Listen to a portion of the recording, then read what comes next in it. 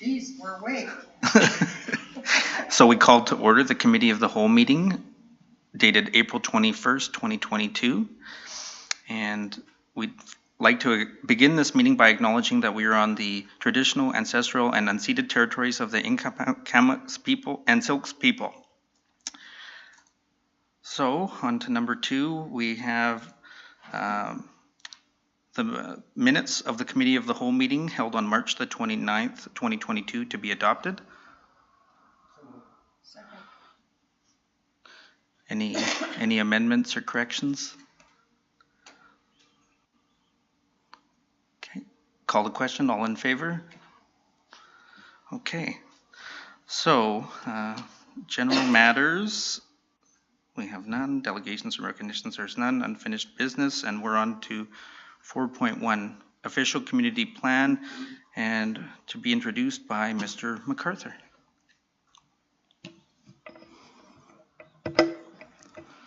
Thank you very much, Councillor Echard. And staff are very pleased to present the revised version of the draft OCP tonight. It's been a 2-year process to get to where we are tonight, and lots of great input, lots of great work that's been done, and I'm happy to be here. So, Mr. Lois, if we can bring up the PowerPoint to the second slide, we'll get right into it. All right.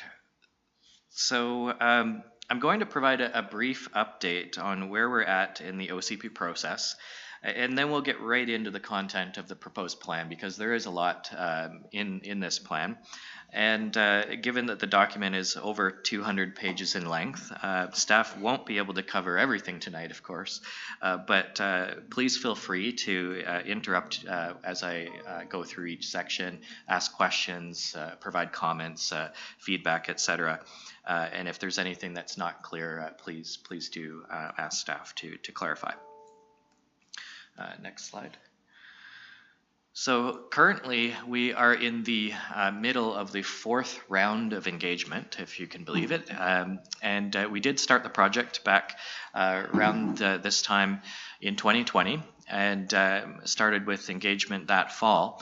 And as we've gone through, of course, we did have a first draft of the OCP prepared back in the fall, but then of course we had the Coldwater River flood, so we wanted to take a second look at it, see how we might be able to revise it even further, improve it in certain ways, especially when it came to floodplain regulations and climate change in general.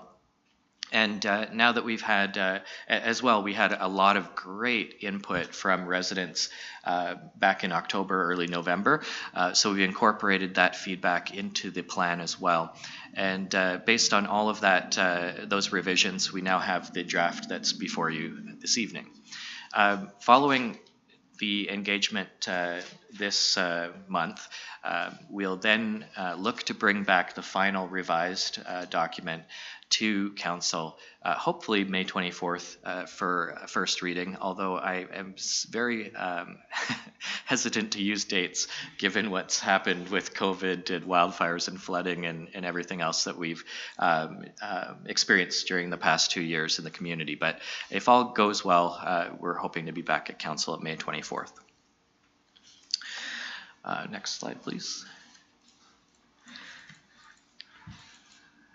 And last night we held an online workshop as part of the current round of engagement, and we have an open house scheduled for tomorrow evening from 4 to 6 p.m. So if anyone would like to attend, please send us an email, either ocp@merit.ca or planning@merit.ca, and we'll get you on the RSVP for that. If people aren't sure, you can also just show up and we'll add you to the list. The session is at the Civic Center tomorrow from 4 to 6. It's drop-in session, so you don't have to be there right at 4. And we'll have a similar open house that we did in early November, where we'll have booths set up. And each station will have a different theme, whether it be transportation, parks and rec, land use, etc. And there will also be a booth at the session, including people from the the dike analysis team. So they're going to have their preliminary findings and information at the meeting, and so anyone that's interested in hearing the progress of that study of the Coldwater River can meet and chat with those folks there from Align Engineering as well as the flood recovery team. So looking forward to having them there as well. So obviously that's not directly related to the OCP, but obviously policies in the OCP related to flood specifically are related. So we're glad to have them there. We can also receive input up till April 29th. So if anyone has additional feedback following tonight or following the open house, please do email us, ocp@merit.ca, and we can try to incorporate your feedback into the final revisions of the document before we come back to council with the final plan. Next slide.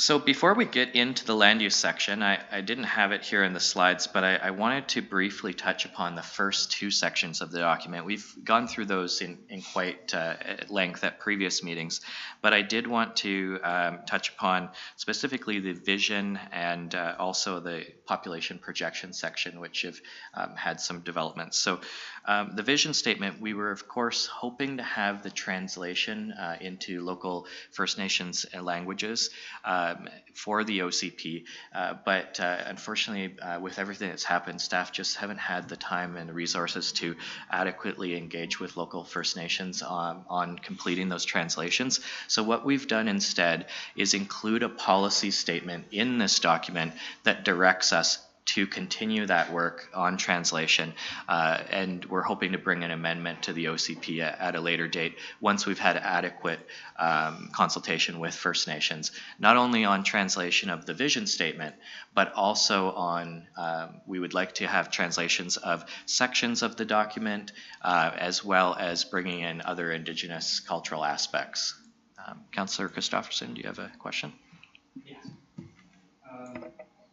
Just with the language part, is that, how are we handling both the Nlaka'pamux and the Syilx?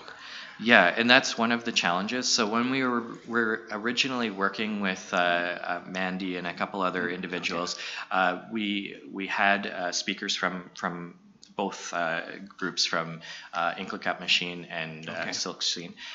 But the challenge is to translate two languages to have one word to represent both languages. It was taking quite a time. It's not easy to do that. So we want to make sure we get it right, and we want to make sure that that everyone is happy with the end result, right? So the worst thing would be to bring forward something that's not accurate or it's not seen by all communities as being the correct translation. So we want to continue on that work. And the OCP, of course, is not amended as commonly as other documents like a zoning bylaw, but you can, of course, make amendments to OCPs, and I'll get to more amendments later when we talk about flood-related items as well. But we do want to move forward with the OCP and get it in place because there's such a breadth of content. It is our guiding document for the community, and we want to make sure that that's in place so that we can get on with the work of the community and helping to build a more vibrant community, right? So, but this is really important to us as well, not only translation work, but reconciliation in general. So we want to make sure we continue having those conversations. Yeah, no, that's, and you've got a good person in Mandy Jimmy. She's certainly very competent, a former student teacher. Yeah, it was great working with her previously, and we are hoping to continue that. So yeah, good, thank you. Great. The other point is around the population projection model, and so Mr. Smith and I and the consultants have sort of gone through that quite a bit over the past months, and tried to come up with something that was more reflective of probably more realistic projection and what the current projection has here is a 2041 population range from 8,363 to 12,081, with a most likely population of 10,074. Now, that's revised down from the previous model that we had in the previous draft, and that's there's a couple reasons for that. One, the previous model was based on the current levels of development, which, while we do see that continuing for the foreseeable future, it's likely not realistic to expect that this level of development, we're booming, right, for the last couple of years here. We don't expect that that would continue every year for the next 20 years, right? So that was probably unrealistic in the previous model. The other is, of course, the most recent census data that came out, where Census Canada or Statistics Canada had revised our population down to 7,051. And while staff don't believe that that's an accurate reflection of the population of the city, that it most likely or anecdotally predicts our current population, we wanted to use that as a basis of our model because unless we do a municipal census on a regular basis, that sort of thing, we don't really have other data to go by. So by using that census population, it gives us a baseline, and of course there's a census every 5 years, so then we could be measuring our projection based or against that census data. So it gives us a way to measure progress, really. So those are the couple changes or things that I wanted to note in the first couple sections of the document. And now we can get into the land use section, which is quite an involved section, as you might expect with the official community plan. We have 13 subsections in land use. The first subsection outlines general land use policies, everything from affordable housing to secondary suites to density. And then the remaining 12 subsections are all land use designations, and those land use designations set out policies for land use in the community. And of course, our land use map is where you would actually see the representation of those. So that is Schedule A of the OCP. And if we have time, we can look at that map in a bit more detail later this evening. I do want to give a bit of a general idea, though, so that you have an idea of kind of how those land uses would be structured in the community. So low to medium density residential land use is generally located outside of the city center or urban villages. Medium to high density residential is generally located within the city center and urban villages. So having density concentrated into those specific areas allows us efficiencies when it comes to infrastructure spending, for example. It also allows for those neighborhoods to be particularly walkable. So if you have more density in an area, you can design a neighborhood for that. It also, of course, density and more population in particular nodes of the community can then help support those commercial uses. So for example, in our city center, having more population living in our city center is going to help the businesses in the city center thrive, because you have naturally more customers right in that neighborhood within walking distance. And that goes the same for other areas of the city, the urban villages. For example, up in the area of North Frills, Tim Hortons, Canadian Tire, that area is the Grandview Urban Village. That area, adding population to that area would help support those commercial businesses. So that's the idea around structuring medium and high density residential in those concentrated areas. But like I say, infrastructure costs is really where we see efficiencies with that as well. Agricultural land use is generally consistent with the agricultural land reserve, with the exception of a few small existing farm properties that are not in the ALR. Urban center land use is specifically within the city center and urban villages.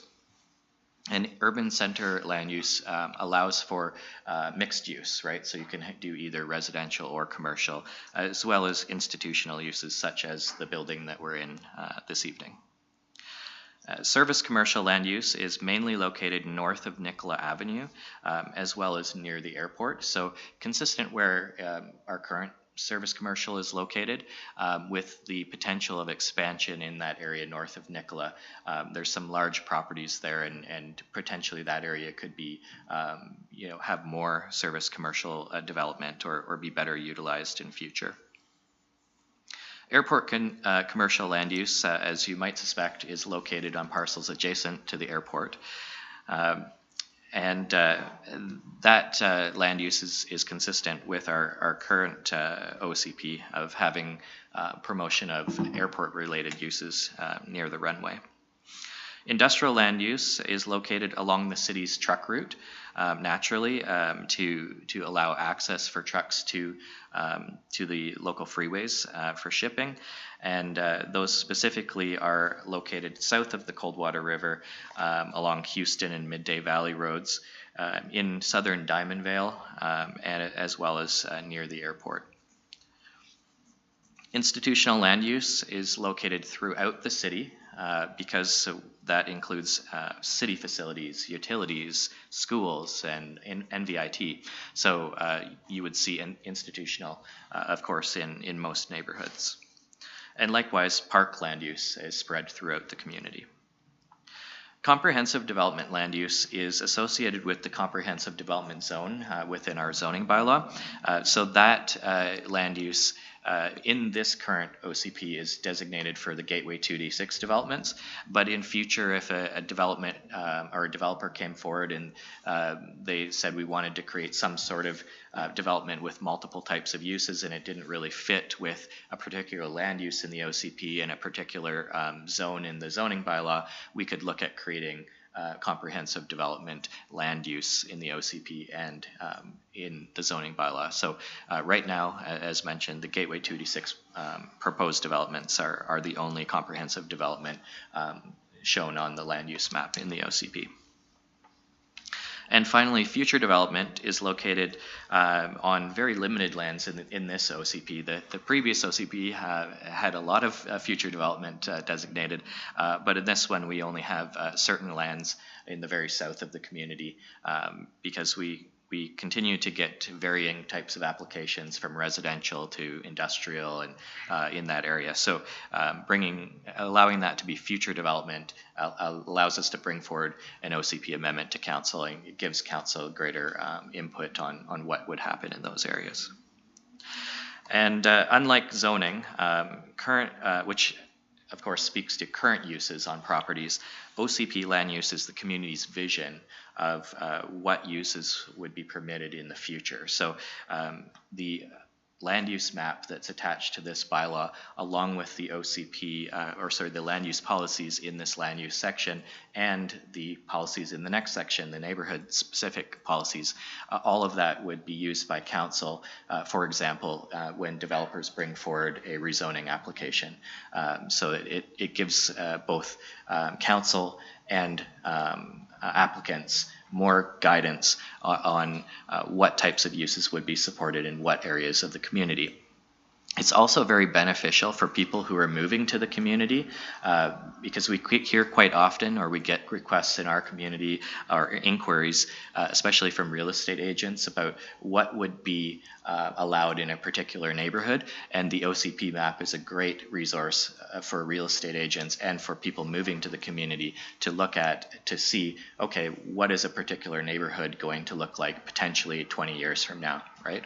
And so it really provides a lot more guidance to council and residents, as well as applicants for development applications.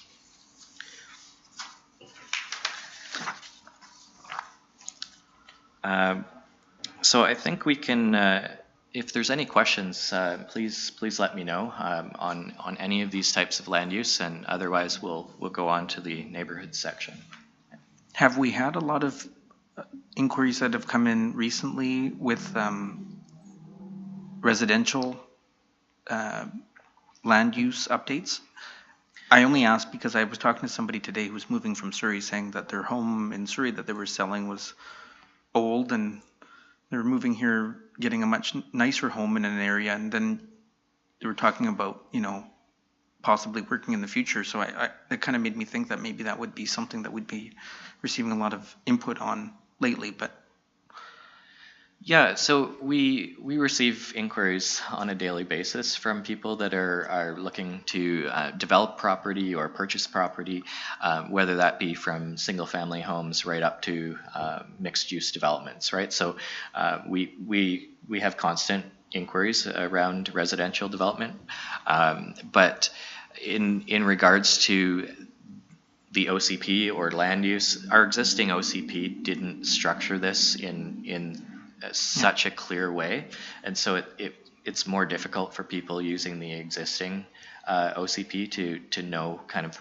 where the direction of the community is. Yeah. And this OCP now staff feel is structured in a better way. So we will be sharing for sure the land use map, and following adoption of the OCP, if that occurs later this spring, we'll certainly be having sessions with local real estate offices to inform them of what is the detailed content here, what are the implications of this land use map, and what could happen in particular neighborhoods in future.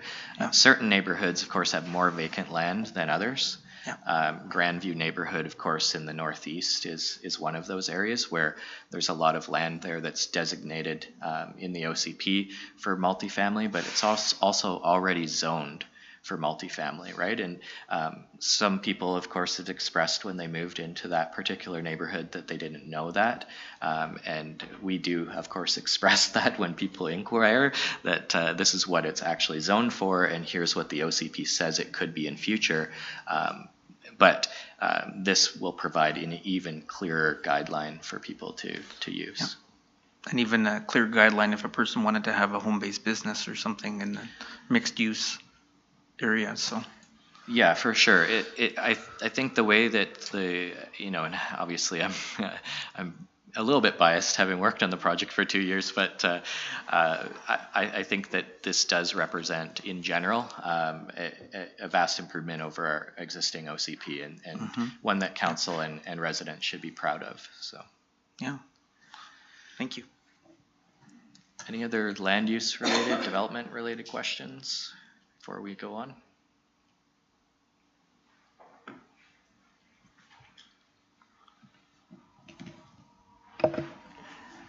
Don, do you think that this document will settle more of the issues that we've faced with the old OCP, where people are saying, this is a document and you can't do this and you can't do that, and they're quite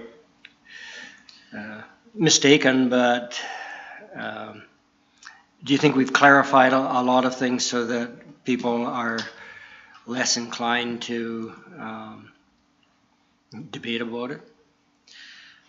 Well, there's always going to be debate, of course, and there's always going to be interpretations, but what we've tried to do, the consultants and the staff team, is to create policies that are more clear and to create a land use map that is crystal clear, so that when we do have applications, whether rezoning or otherwise, that there is clear language and a clear map to guide council in your decision-making processes. And so we're hoping that will alleviate some of that, but we also, let's not be naive that there will still be interpretation and debate.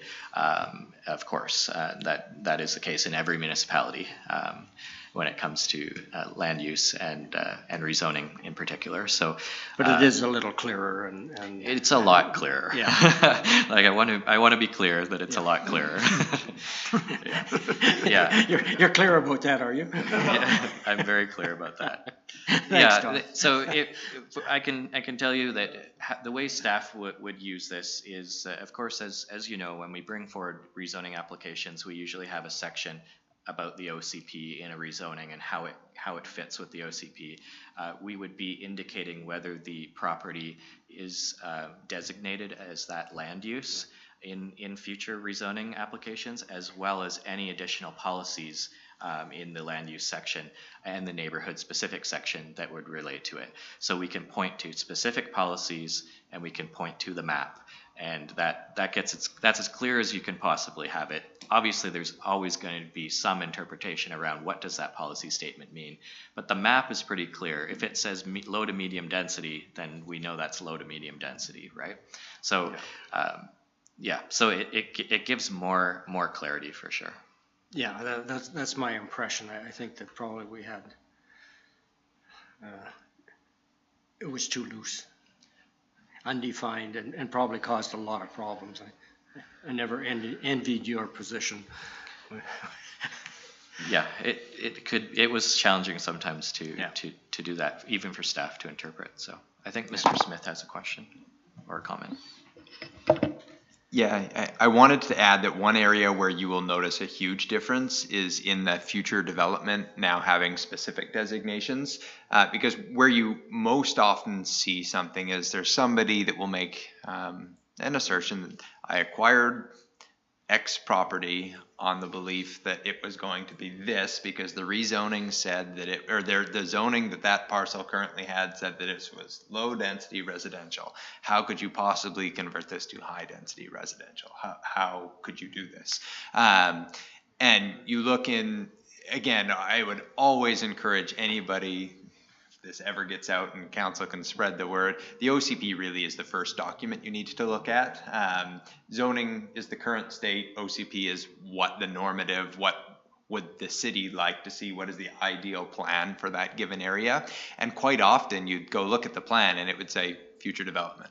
And that would leave it up to basically a future council to resolve the issue on the spot when tensions are high, whereas what you're doing here is you're setting out the ideal what ought to be in advance so that there's clear expectations when somebody comes into to a situation like this. So that really is true in a bunch of different areas where that future development is removed, and I think that that's probably where you'll see the reduction in contention more than any other area. Otherwise, the same rules still apply. Official community plans are designed to be flexible. Plans can change. They're not set in stone. Somebody comes to you with a proposal that you say, wait a second, that makes more sense than what we have in our community plan. It's not saying you can't go that direction still. So the flexibility is still going to exist, but you'll have hopefully less contention because of the future development changes. Councillor White, you had a question? Yeah. Okay, so I need to get this clear in my head. So in a couple of those situations where we changed zoning, is that because the zoning wasn't clear, the ones that the public was very upset about? Is that because the zoning in them was not clear, so it was flexible or easy to change that, or? Yeah, thank you, Councillor White. So depending on which rezoning we're talking about, there was more clarity and less clarity in the OCP, depending on which rezoning application.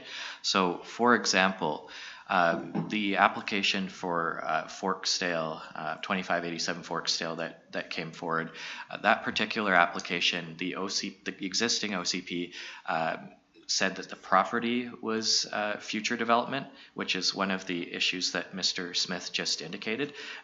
But it also said that that property was a development permit area for multifamily. So that created a situation where staff knew that the intention of the OCP was to have a multifamily zone on that property, but because it was designated as future development, it caused confusion for area residents. So by having an actual land use designation on a property now, if that would have been designated as medium density residential and had the multifamily development permit area, then it would have been a lot more clear. We could have said, well, it's designated in the OCP as medium density residential, and it has a development permit area for multifamily housing. So very clearly that's giving direction to the community and to council that the intent of that property is to have a medium density zone. So that would have caused a lot less contention, I think.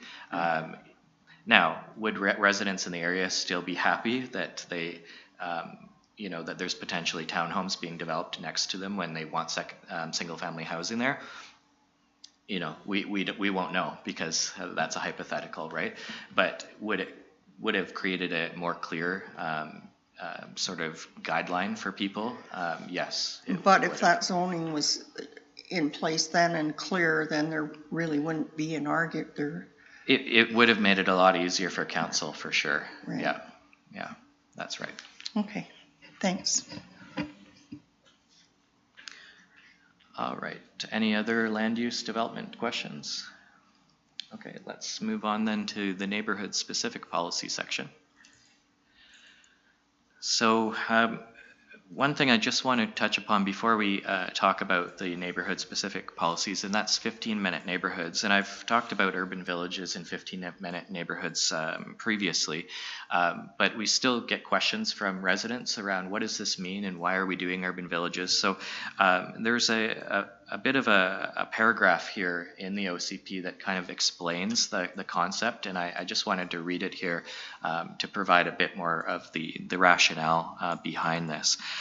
So it says here, one approach to city planning is called a 15-minute community.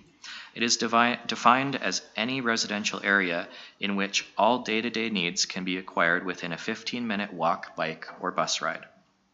The more grid-like, connected, and permeable the street and active transportation network is, the larger a 15-minute community will be.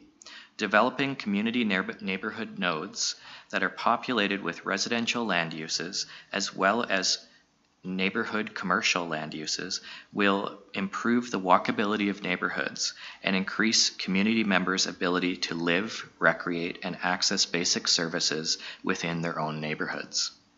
With established neighborhoods, which are currently called sectors in the existing OCP, already in place, Merritt has a unique opportunity to employ a 15-minute community in its established neighborhoods by formalizing higher density multifamily residential and commercial nodes within each neighborhood. Establishing a series of urban villages, neighborhood nodes, which are connected by parks, paths, and trails, will allow for the location of services in proximity to many more residents' homes, which will provide economic, social, health, and environmental benefits. This kind of change is incremental, and some low-density residential areas may not be able to support enough retail and other services to create a successful urban village. And so that's really speaking to areas like the Bench, for example, which has lower density residential. You don't have the population or the density there to support commercial, so we're not proposing to have a commercial node there. However, an area like Grandview, where you have already No Frills, Canadian Tire, Tim Hortons, McDonald's, etc., you already have a commercial node. Or in Diamond Vale with Bob's Market, or in West Merritt with the Coldwater Market, you already have a small commercial node and multifamily housing around that, whether it be townhomes or apartments, depending on which neighborhood it is. So we already have these urban villages. They already exist. This is really formalizing that and expanding on it by adding potential density in those areas, future development in those areas, so that we're really being focused as well on efficiency of infrastructure spending. That's going to be a big issue for the city in future years, and we do talk about this internally about how to be efficient with our tax dollars and how we spend that on capital projects, and this is really one of the ways to do that. And it has the added benefits of creating a healthier community for people to live in. So that's really the basis of this. And like I say, it already exists. We're not proposing to really reinvent our community. It's just formalizing it and really taking that to the next level. The remainder of this section outlines neighborhood-specific policies. we can go back, yeah. First, in the city center and the districts within the city center, and then within the other 10 neighborhoods in the city. In our existing OCP, these are called sector-specific policies. So these would be called neighborhood-specific policies in our proposed OCP.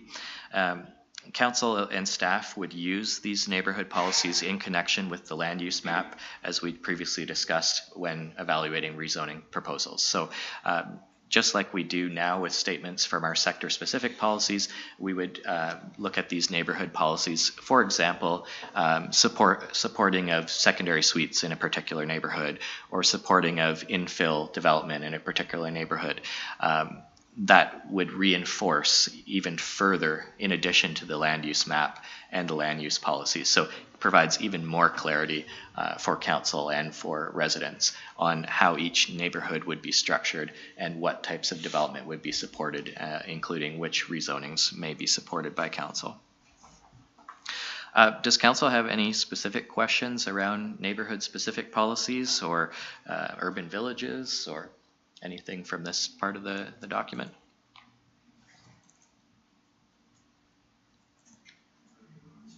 And I know that there's quite a lot of policies in this section, so. Oh, sorry. Councillor White? So in the, I think Councillor Fair might be on. Oh, sorry. Councillor Fair was first, probably. Sorry about that. Thank you. It's not really a question, but I did want to make a comment about the idea of 15-minute neighborhoods, because one of the things that I've heard discussed from residents is that we should be focusing on density and commercial development in our downtown, not in other smaller neighborhoods. But to me, when I think through that, I think it makes more sense, as you said, to develop each neighborhood incrementally, because ultimately, if we're trying to densify put all of our density into our downtown, I think that can add different types of problems. Like if you've got a downtown surrounded by suburbs that everyone drives to, then you suddenly need much more parking, which takes away from the ability for more commerce to thrive. So yeah, I think there's a balance there. I just wanted to sort of voice that. Yeah, thank you, Councillor Fair, and you've hit the nail on the head. You have to have balanced density and balanced development across the community, and what we're trying to do is not to have that spread across entire neighborhoods, but to have it concentrated within neighborhoods.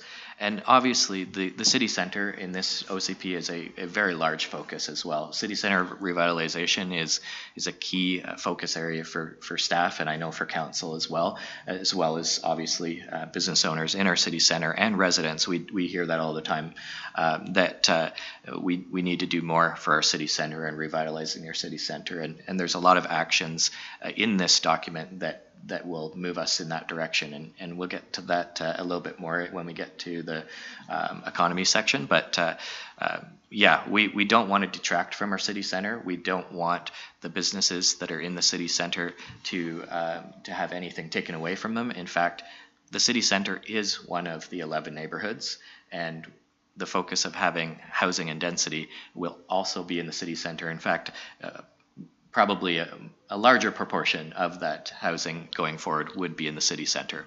But we also have to recognize that having all single family homes and all suburban type living outside the city center is not also not a good way to develop a city, as you mentioned.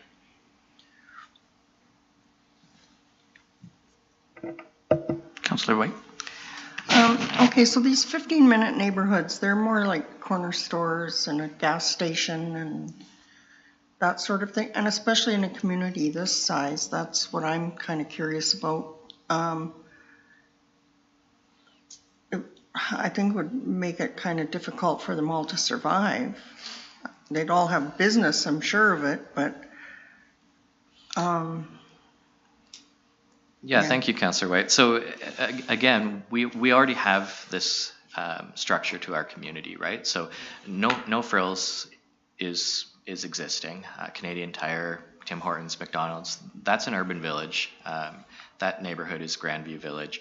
Bob's Market is around, and you know, we know that people in that neighborhood do support that store, as well as the Coldwater Market in West Merritt, and so different urban villages will have a different look and a different feel, right? So the Grandview Village area obviously is more commercially developed than the Diamondville Center or the West Merritt area. So you're gonna have different looks, and neighborhood commercial is certainly not city center commercial. It's not going to be as concentrated as the city center ever, and there's no intention of that. But certainly, you know, it may not be just corner stores, because of course the Grandview area is not just corner stores. Well, no, but the No Frills and the Canadian Tire in that area up there is servicing the whole community. So it's servicing the whole population, where the Coldwater stores servicing a limited amount of people in that area.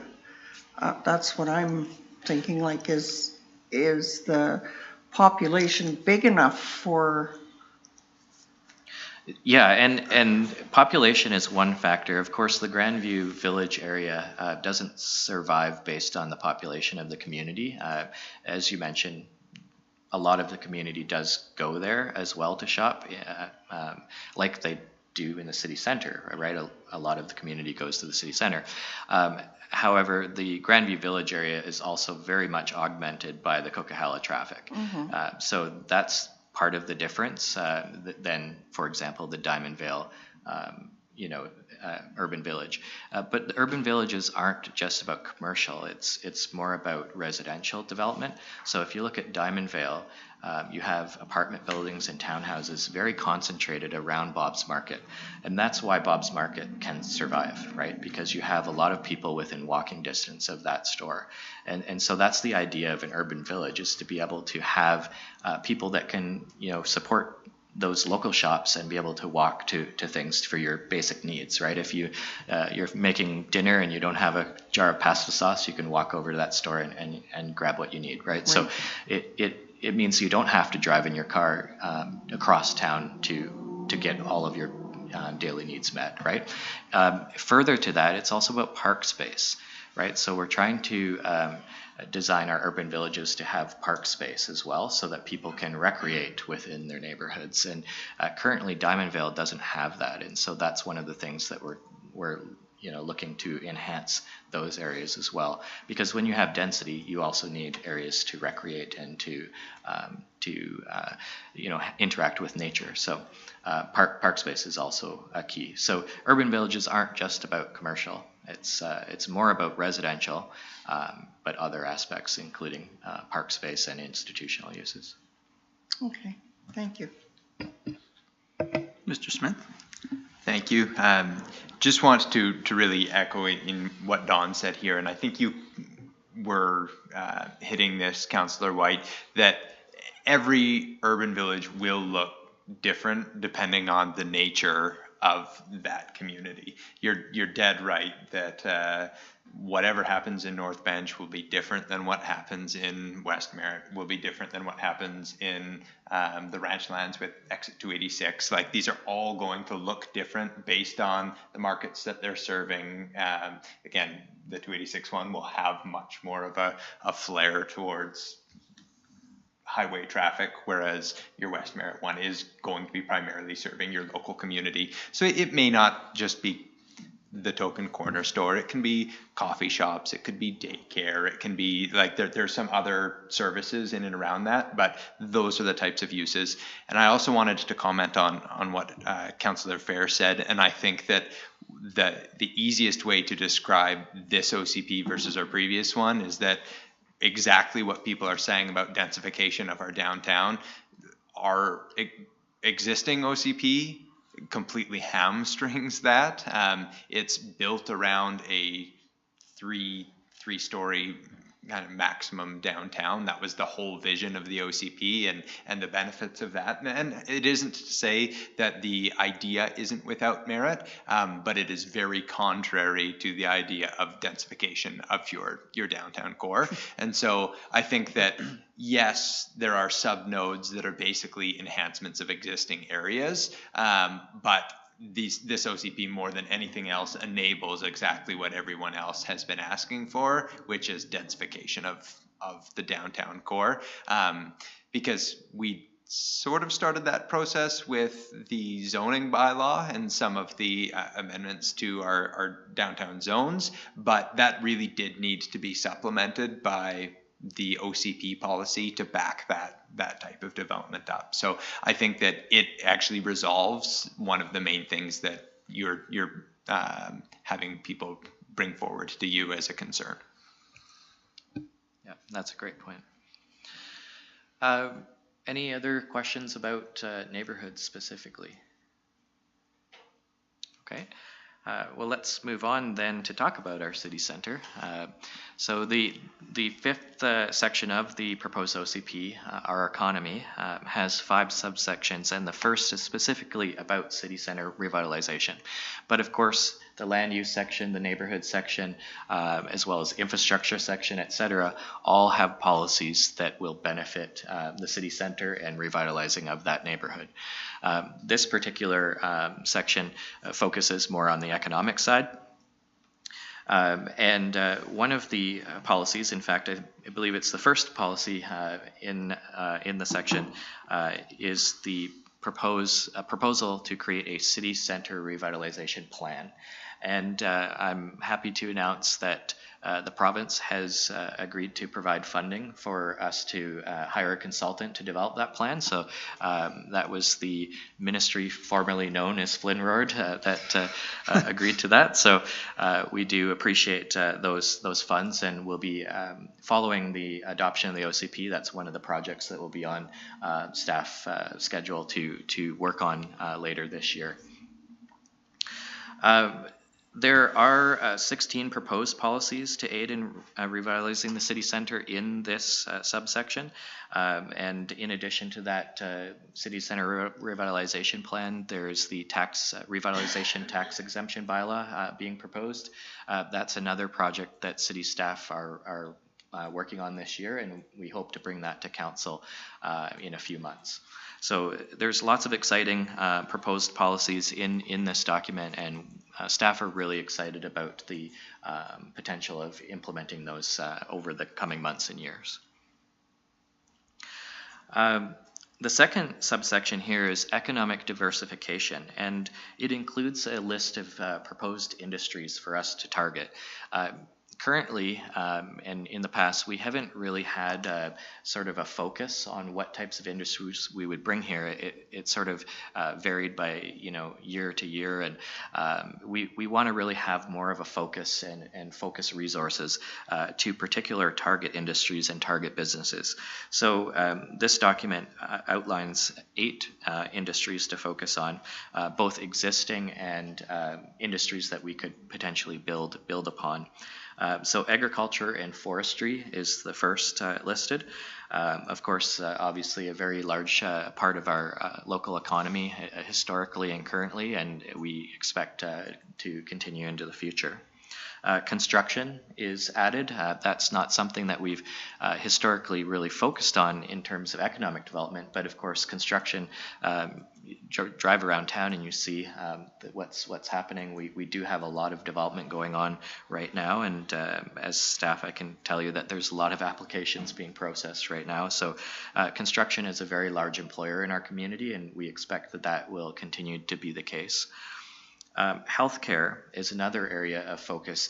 Healthcare has quietly become one of the largest employers in our community, and I don't just mean the local hospital, but also counseling services, wellness services in our community, as well as, of course, drug treatment, alcohol, etc. All of the areas of healthcare that you would imagine. Light manufacturing is an area that we'd really like to transition into. We've, of course, have been a traditionally heavy industry community, but light manufacturing provides the benefits of good paying jobs, but also lesser impact potentially on the environment and things like air quality and water use. So light manufacturing is proposed to be one of the focus industries moving forward. Remote work and home-based business, of course, we've had a lot of changes to our zoning bylaw and other policies that have helped aid in that. And of course, with the COVID pandemic over the last couple years, remote work has become quite a focus, not only in our community, but across the planet. So that is one of the target industries outlined here.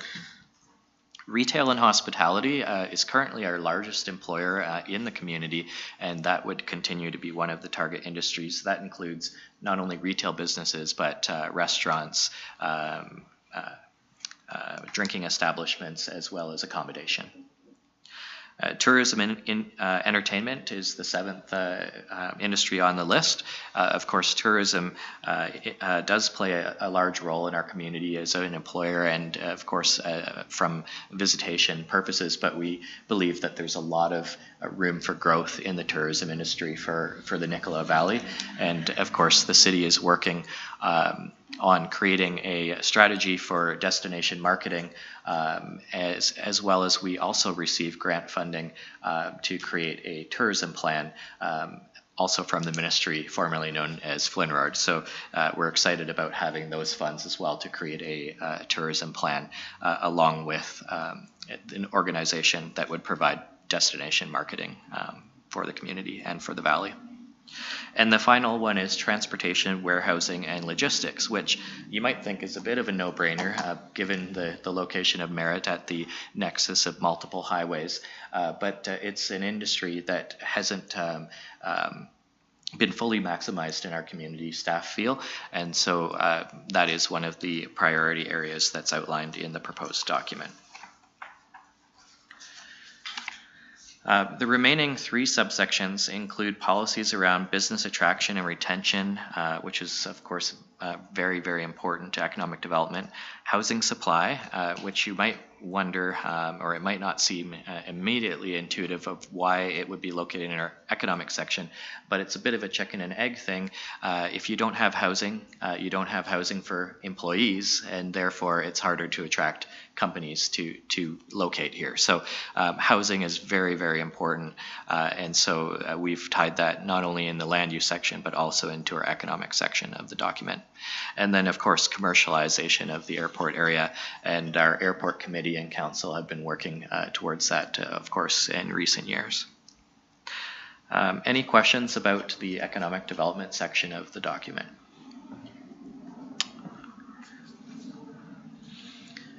It's obviously a lot more in depth than our existing OCP, where we had half a page on the economy. So this of course outlines a lot more policies and gives a lot more guidance for council and for staff. And so if there are any adjustments, revisions, or additions, anything that we've missed, please do feel free to shoot me an email over the next couple weeks here, and we'll make sure to get your comments and revisions into the document. I think Mr. Smith has a question or a comment. Well, you know, it's sure nice to see something in depth like this, so that people, for years, they don't even realize with all the bylaw changes what they can do, and you're starting to see so much change in town. You look at Colchena and you see the construction on the daycare starting, and a lot of buildings that had been sitting empty or having a business open, or you see the housing in the 2200 block of Colchena beside the Ask Wellness building, and you see a lot of activity, and it's nice to see some change and positive things happening, and it's great to see this document and so detailed, and we learn so much.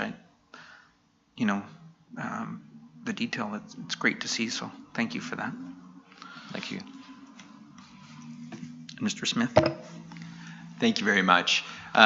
One of the things that I think the team did an exceptional job with in this particular section is, as you read through it, you realize all of the interconnectedness with the rest of the OCP, ranging from the land use sections to the environment sections. And you really do see that this is custom built for our economy, our environment. The plan really is tailored, and I think that anybody that's looking for an example of, well, is this just copy paste from somewhere else? Like, go look at this. You'll find that you're going to see air quality elements coming in. You'll see protection of the Coldwater River. You'll see elements here that are designed to, while we uplift our economy, while we're trying to create jobs that are going to be higher paying, making sure that those elements that really matter to our valley are built in this. And I think that the more time people spend in the document, the more they'll realize that there is great care taken to try thinking through a plan that is multifaceted, multidimensional, instead of just being, all right, how many jobs does that create? Sounds good to me. Check. That there's a real strategy and approach behind it. So really I'm proud of the work that the team did on this section and creating those interlinking components. Any more questions on this section? Councillor Christopherson?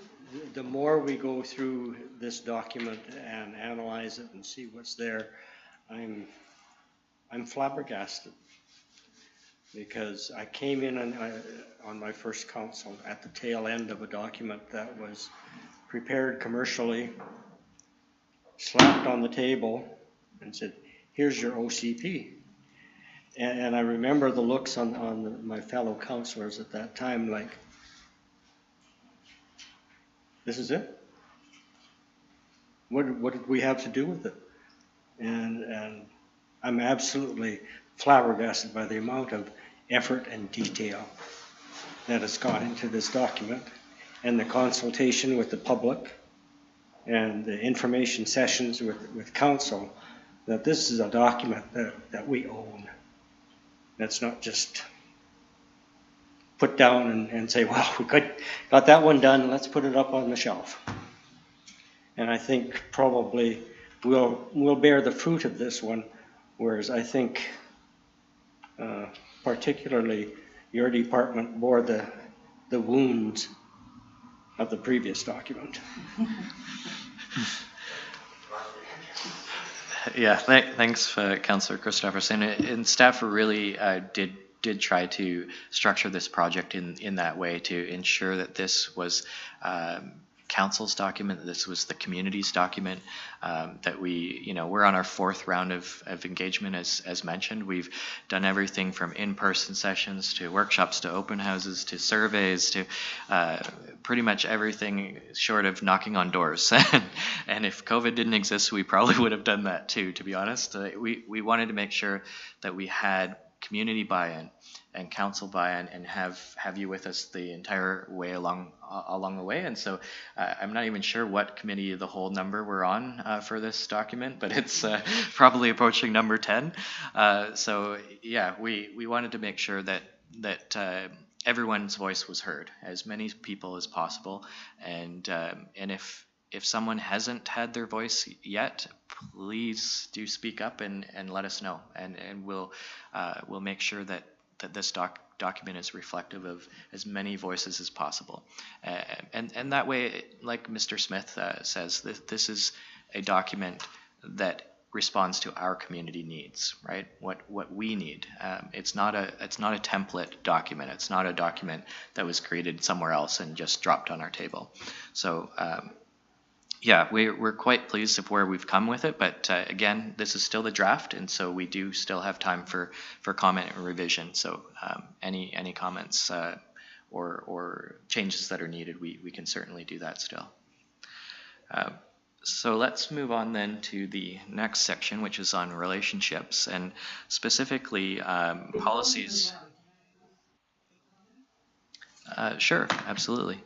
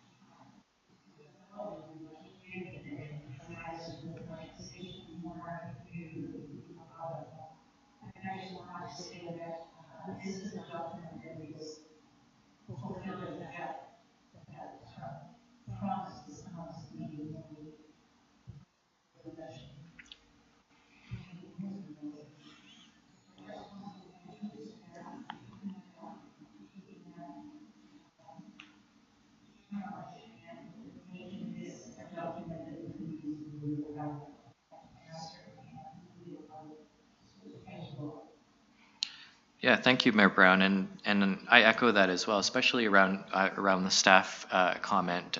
This is not a one department document.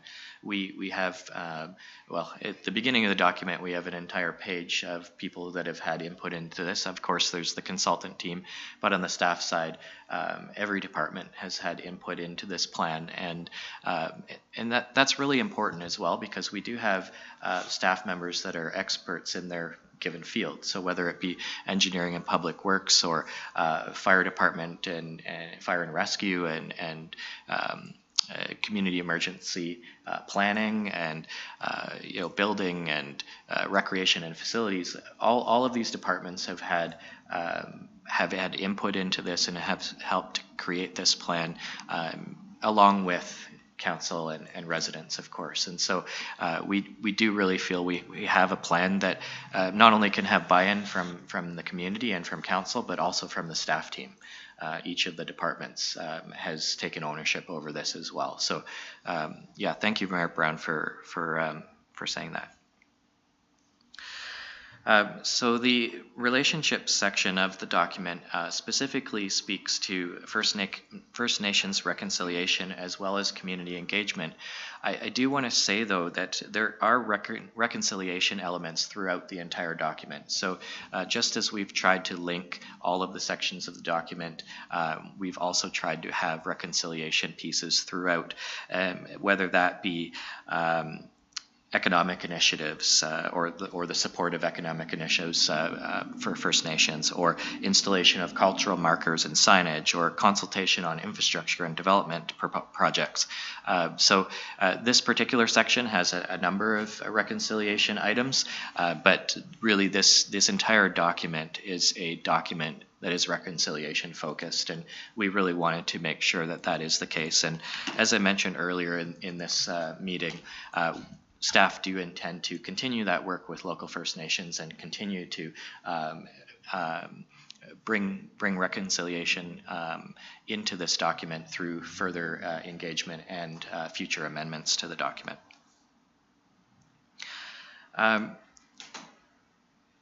The community engagement section of this is also not only for First Nations community engagement, but also general public engagement. And we've just talked a bit about the engagement that we've had on this particular project, but we're trying to do more engagement on all of our projects. And so whether that be the building bylaw, or the revitalization tax exemption bylaw, or the city center revitalization plan that will come later this year, the economic development strategy that's currently underway, we've tried to engage as much as we possibly can, and we're committed to engaging with residents, business owners, community organizations, and making sure that we bring as many voices to the table as possible, because that really ensures that our plans are more actionable than they would otherwise be, and that they have buy-in and community support.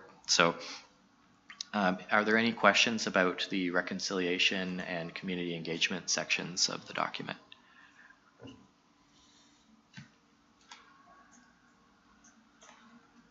All right.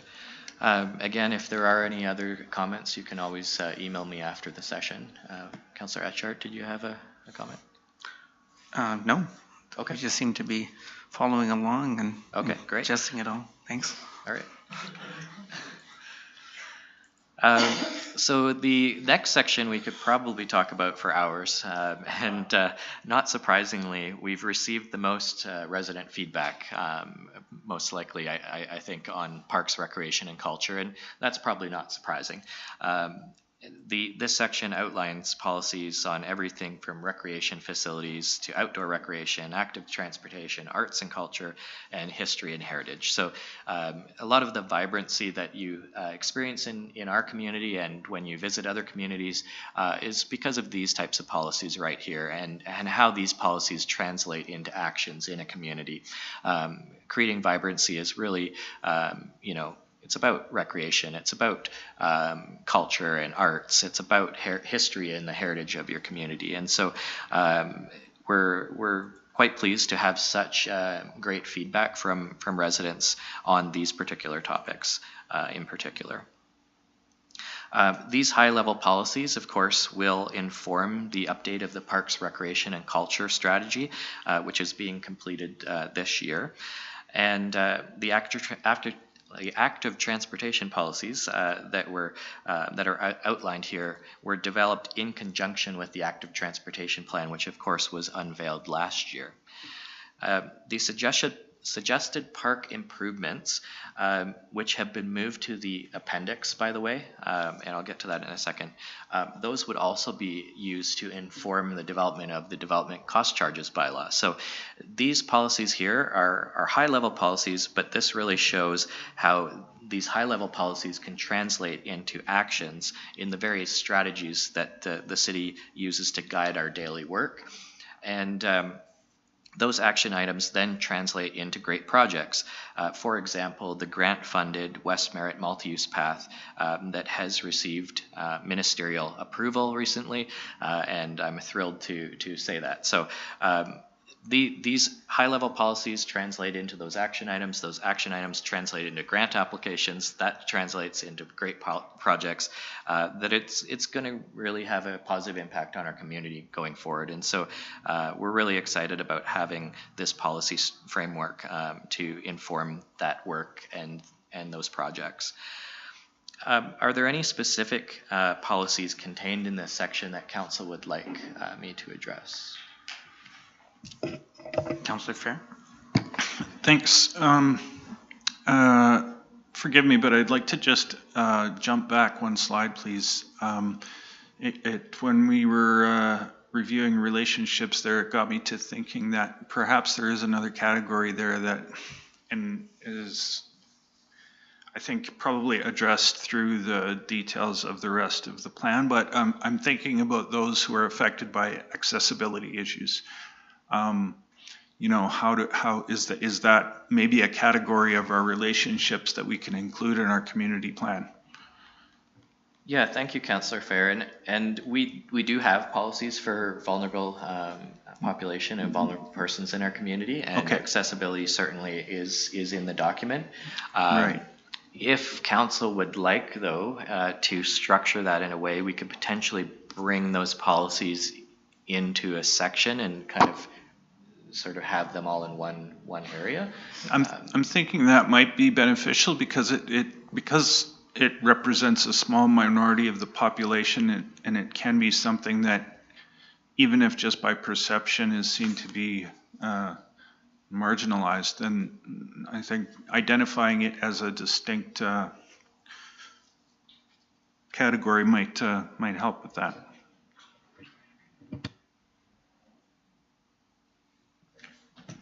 Mr. Smith? So when you say going back a slide, do you mean within the kind of parks, recreation, and culture component?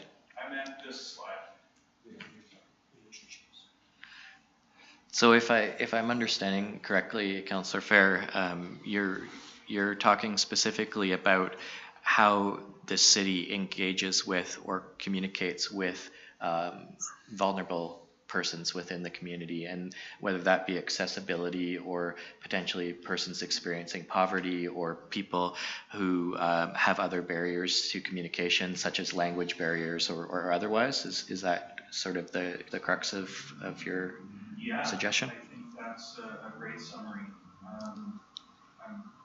Just sort of thinking of encompassing encompassing all of those vulnerabilities into a single relationship, because it brings it more to the forefront. So with community engagement, with the policies we have now, it very much is focused on kind of early engagement of broad categories, but it's specifically listing physical ability as sort of one of those key categories that we need to make sure there's consultation on in relation to projects. Is that the intent?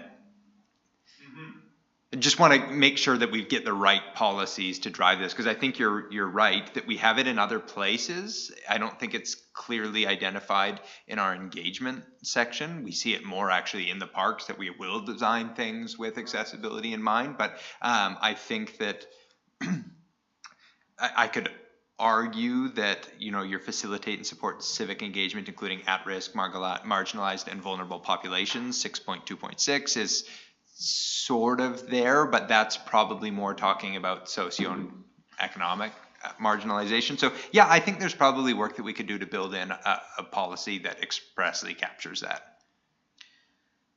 Yeah, and 6.2.11 also speaks to vulnerable persons, as well as working with nonprofits on 6.2.12 and community-based organizations 6.2.13, specifically with translation for newcomers.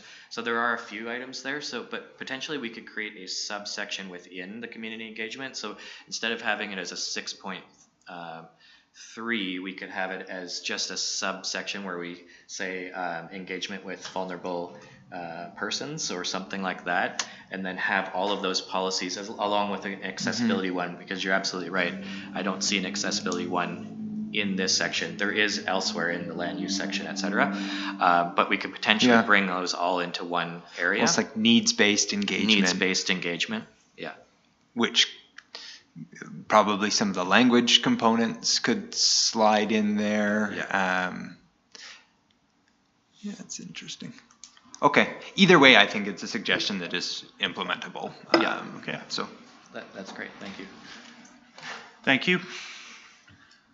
All right, so going back to the parks, recreation, culture, any topics or items that you want to discuss in this section?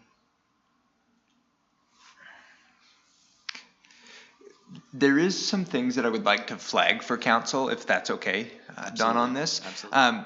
If there's one area where, because it's a heavy document, there's a lot of policies in it, but a lot of these ones are more what I would call kind of firmly council direction. Some of these other ones, it's land use, it's infrastructure. You're probably going to rely a little bit more on the staff kind of expertise or recommendations. These ones here are very often kind of your trajectory, and we're taking the direction that you've given us and kind of filtering it back in what we think the right policies are. But we'll take, there's lots of examples that we could pull on, but for example, in the discussions that council's had even during this term, there's been lots of kind of good, robust debate around downtown bathrooms. And you look at 7.1.12, which is provide for year-round 24-hour public restrooms and water fountains in city center at key locations throughout the city.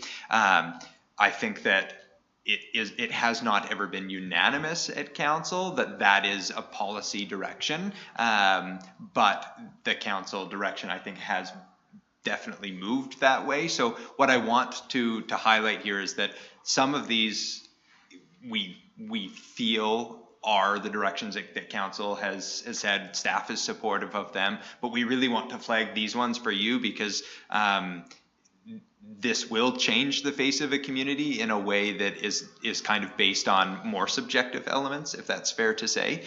So I think that making sure that you really do understand these ones and that you're supportive of them, that you're behind them, that you feel they represent the constituents that you speak with regularly, you're going to find a lot of that in this section where it's, yeah. I guess what I'm getting at is if there's one area, don't just take our word for it.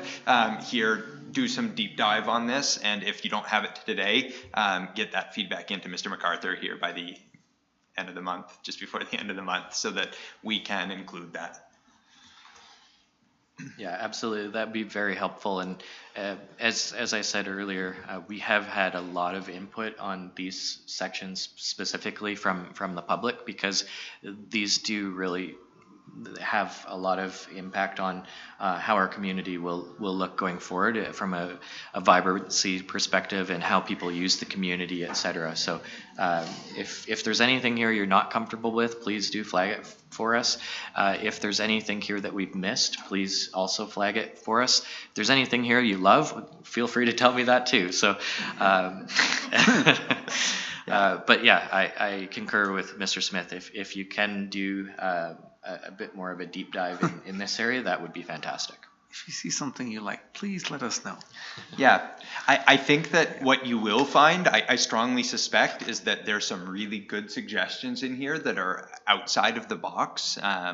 You know, talking about having recreation subsidy programs, for example, to remove barriers for low-income individuals.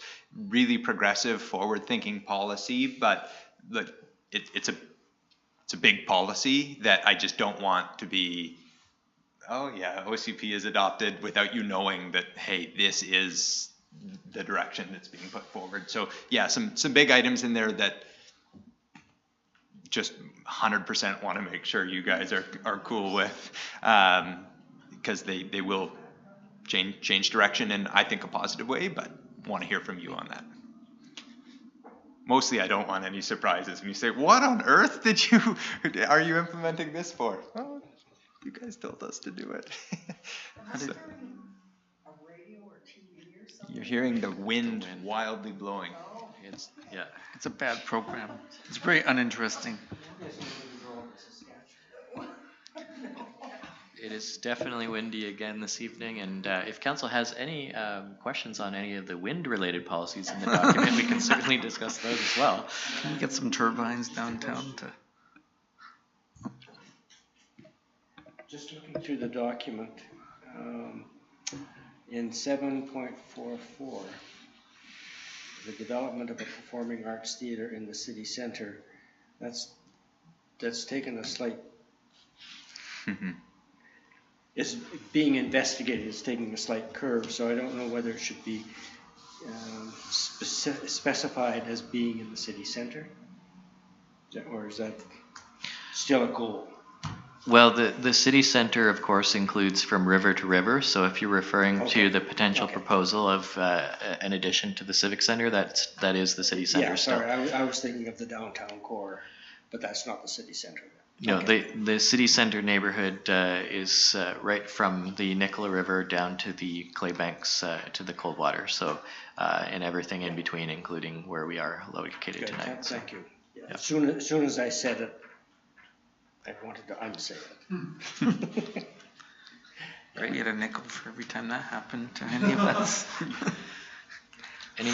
Anything else that you'd like to discuss, Councillor Fair? I just wanted to respond to Mr. Smith's what he's saying about you know, I personally have a very strong level of comfort with the consultation and all of the work that we've gone to as a council to come to approach the end of this. It's impressive. As Councillor Christofferson was saying earlier about the level of detail and the level of tailoring that this document represents to our community. So, I think we've come a long way, and there's a lot of depth to this. Yeah, you can tell it's not superficial from how often we're going to revise certain plans to the number of trees that are going to be planted by 2041. Like it's a plan that you can actually hang on, and staff can action, and councils can drive and say, hey, we need to advance this. What's the progress we've had on these? So I think it'll be easier for all of us to do our jobs better. And certainly as a member of the public, you can look at this and say, oh, there is a direction here. There is a plan. There's a direction. There's merit in it. Quite literally. That's a criticism. All right. So let's move on to the infrastructure section, because I'm being mindful of time as well. We do have a few sections to get through still. This infrastructure section is one of the largest in the document, which again is a change from the existing OCP, where there were not a lot of policy direction for infrastructure. This ranges everything from capital projects to operation and maintenance direction around that. Of course, water, sanitary, sewer, and stormwater systems, streets, end-of-trip facilities, which of course speaks to things like bike racks and benches and bus stops, and solid waste. Something that it's very important, but maybe didn't have a lot of policy direction in the previous document. And we've also, post-flood here, added another section on diking. So I want to specifically highlight that. We did have some diking policies in our previous draft document back prior to the Coldwater flood in November. But given that, of course, we've decided to pull those together into one section, and so that they're easier to find, because we figured that both council and the public would want to see some what policies are being proposed here.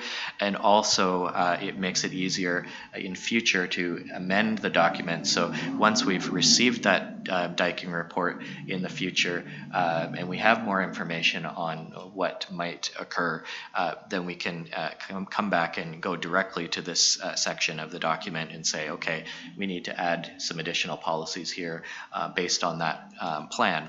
So there's a lot in this infrastructure section, and it's going to provide a lot of guidance specifically to our engineering and public works department, but also the development services department for development going forward. And so having these high level policies is really important. We're very excited around the capital project section specifically, but also we had engineers review this section and provide best policy or best practice direction for us and guidance. So we feel that this particular section is very strong, and it's going to help us when we're updating our master plans around sewer, water, stormwater, etc. So with that, any specific questions or anything you want to talk about here? Well, one question I have is, I realize in 8.8 it talks about the exploring designs and construction of new dikes on 8.82, and I was happy to see that, because I know in December we had a citizen who was really concerned about the diking in the area, and then we had one of our committee of the wholes, I think it was probably the December 4th meeting. So seeing that makes me feel that that's been addressed. And then of course, like in city streets 8.9, a city streets policy 8.9.1. So as I see that, some of the concerns I know that I had and worries seem to be addressed. So this makes me happy. There's a lot to be happy with this whole plan, but I think that's a top of mind concern for a lot of people, because they're quite worried about flooding, of course, but I think we'll be worried for a long time, even if it's a normal year. But I know for myself, there's comfort in seeing that. So thank you for that, because I don't think I noticed that before, but I did today, and thank you. Yeah, and this section has had some revision since the flood event. We really wanted to take another look at the infrastructure section, as well as the next couple sections in the document that we'll get to. So if there weren't certain policies, or you didn't see it in the last draft back in the fall, that could be because why? Yeah, it could be because they're new policies, and not only because of taking a second look following the flood, but also because we had such great feedback during the last draft round of engagement back in October, early November. So there really was a lot of great input that we were able to incorporate into the document. So.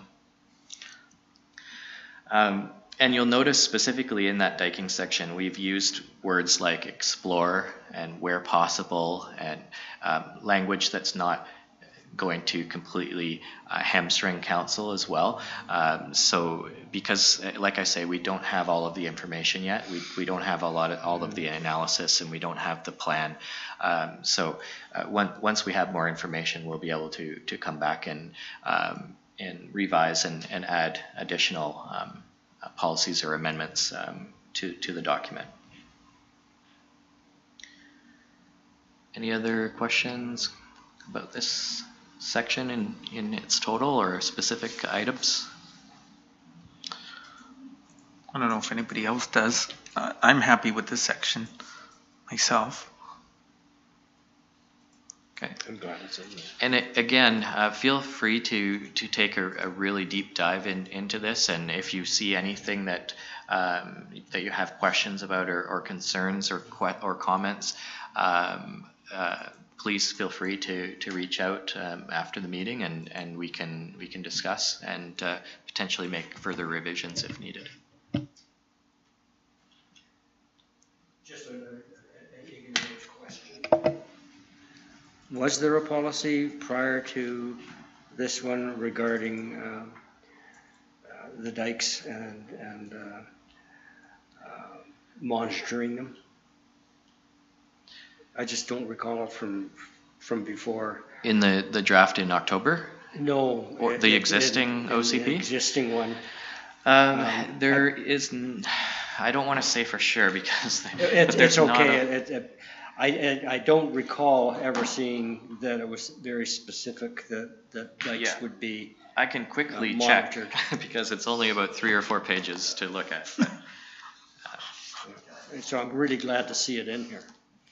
I think it's really more important than ever.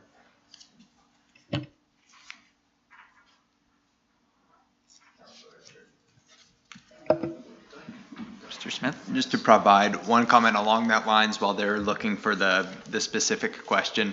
One of the challenges that this is not going to resolve for us is, of course, dikes in BC is a unique landscape between what is a city dike, what's a private dike, and so here we've used broad language in part because there is some realistic chance that as part of any disaster mitigation and adaptation fund application, if we are successful with diking, that it might actually necessitate city control over kind of the broader diking systems. But as it stands now, one of the big challenges that we have is when we're saying we're going, for example, going to inspect dikes on an annual basis, naturally at this point we're talking about the city dikes, not all dikes. And so this section, as Don indicated, I guarantee you it is going to evolve. These are preliminary policies that I'd even bet that this could change in the next year as we get more clarity as to what the landscape is going to look like. I think there were some ownership issues where dikes were Yeah. located. Yeah, you've hit it. yeah, absolutely. And I can confirm that there's no mention of diking or anything of that nature in the existing OCP. There are several policies around drainage and stormwater, but not anything related to dikes. So. Thank you. I could not recall having seen it. All right, anything else on infrastructure before we move on to the environment section?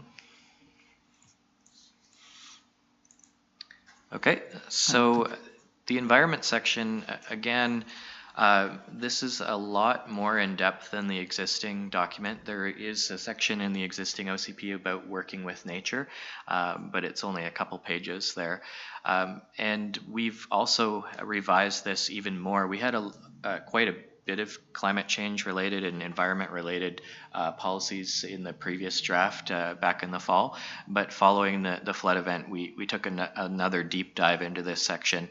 As well, we had some really great feedback during that third round of engagement, and a lot of that was nature and environment related.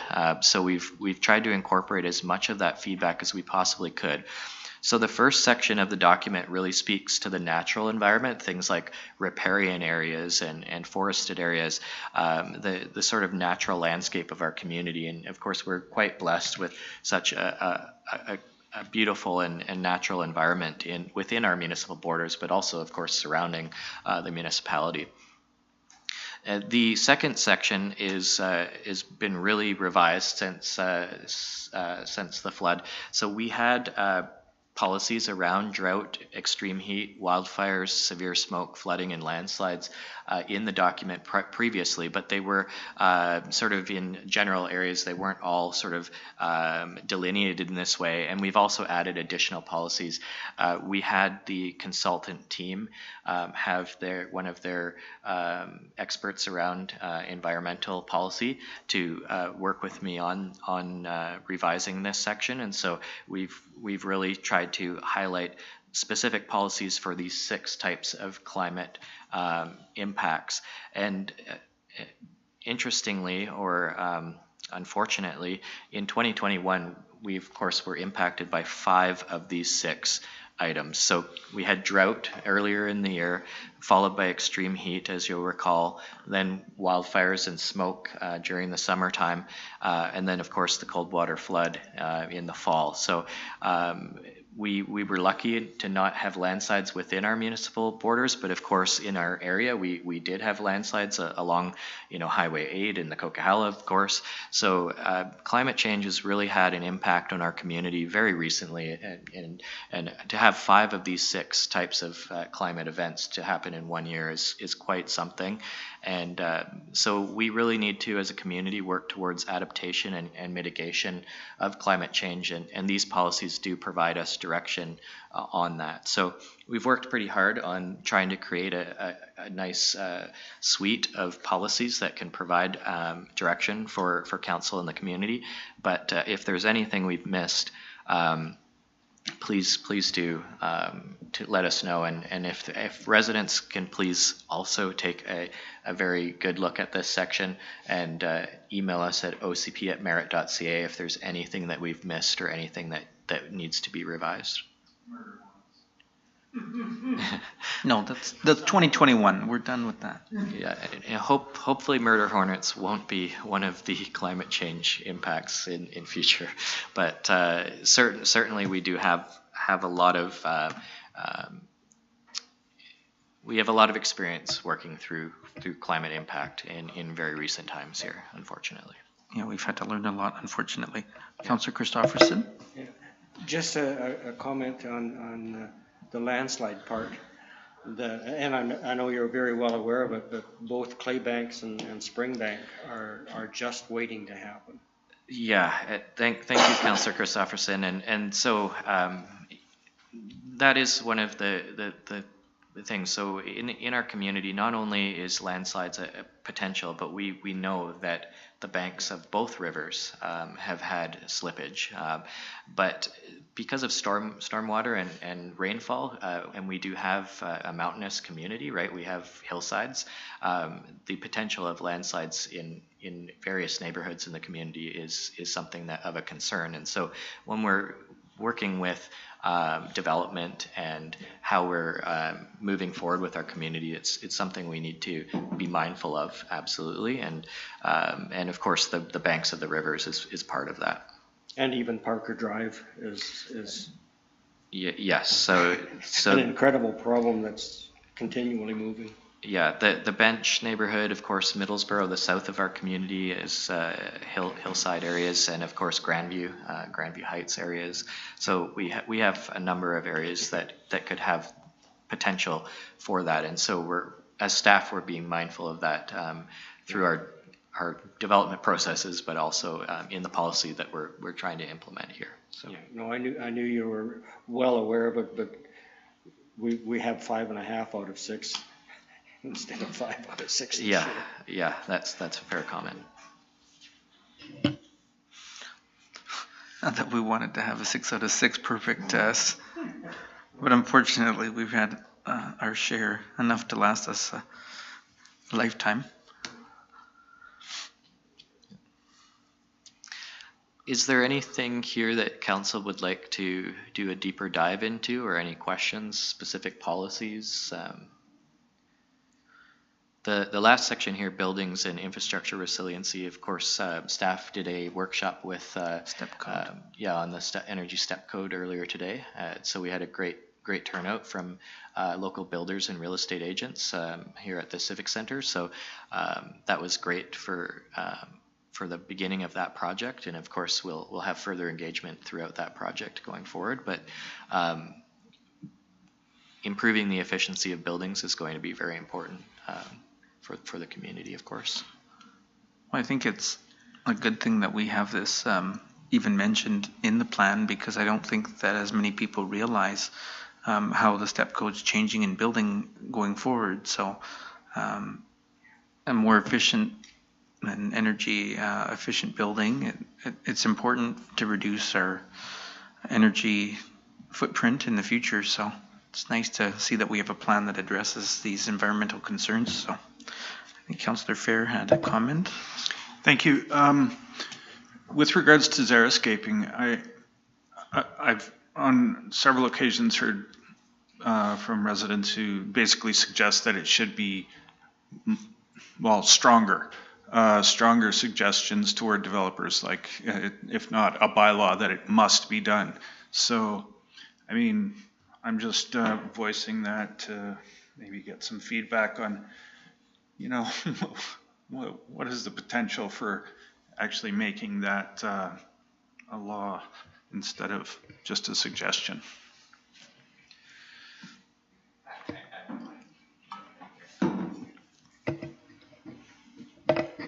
You are asking a question that we've actually talked about around the table quite a few times, Councillor Fair. So the first point here is to do anything retroactively is very difficult. So to take an existing property and say what you must do, I'm not saying there is no statutory ability to do that. You do have some powers under the community charter. That being said, in relation to environmental things, this is probably something that would fall under something called a sphere of concurrent authority. So in order to pass a bylaw on it, you would need some degree of provincial regulation, but there's provincial approval. But the easiest way to do this would be through development permits. But of course, we don't have single family development permits, and so it really is going to be for the multifamily, the commercial, anything that's subject to a development permit. Building in these requirements is a real possibility. You could apply a development permit for all single family residential that requires xeriscaping. That would be quite a bit further down the path than we're going right now in terms of what the requirement is, but you can do it for new. Tougher for pre-existing is the short answer. Yeah. Okay.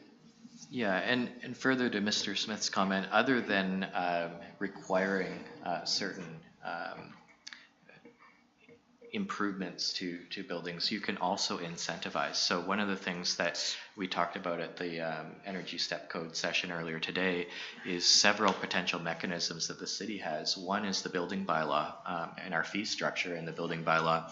So if people are building, whether it be renovating their homes or building new construction, you can potentially build in incentives or fee reductions within the building bylaw to incentivize that type of energy efficiency.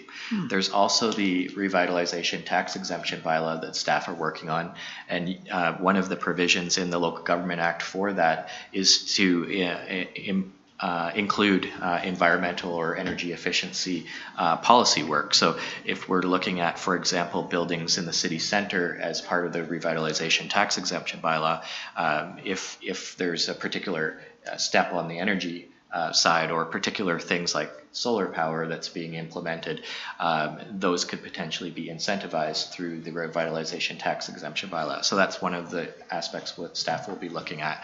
And then a third document is the development cost charges bylaw. Not only can you look at having exemptions or fee reductions for things like rental or affordable housing in development cost charges bylaw, but the Local Government Act now provides the ability to potentially provide discounts to development cost charges for environmentally friendly building as well. So it's not something that we are definitely going to do, but it's something that is a possibility and something that could be proposed to council as a part of any of those documents. And then of course it's ultimately up to council on whether you would support those types of incentives. Mm-hmm. Yeah, incentivizing certainly seems like a preferred methodology if it can be done, right? So thank you, great information. I think Councillor White was waiting for. Well, I'm just looking through the 9 section here. How are we going to get through to people that water is water conservation is a problem all across Canada, not just in Merritt, but everybody seems to think we have all this water here, which we do, I guess. But I think you've hit the problem. I know it's going to come again, and our explanations don't seem to satisfy the public that we need to conserve the water. I think the answer is the way to help people understand something is to make a topic simple. No matter how hard we've tried, it's never exceptionally easy to say we have a healthy aquifer, but during particular times in particular places we don't have much water, and because we draw our water from an aquifer that is close to where we don't have much water, when we pull on that water, it's like you have to get into an explanation of understanding the hydrological model to understand why it is a problem that drought in a river in August is why it's problematic for us to use that water. And I think that as much as I don't want to say it, I think that the problem that we have is that there isn't a simple explanation.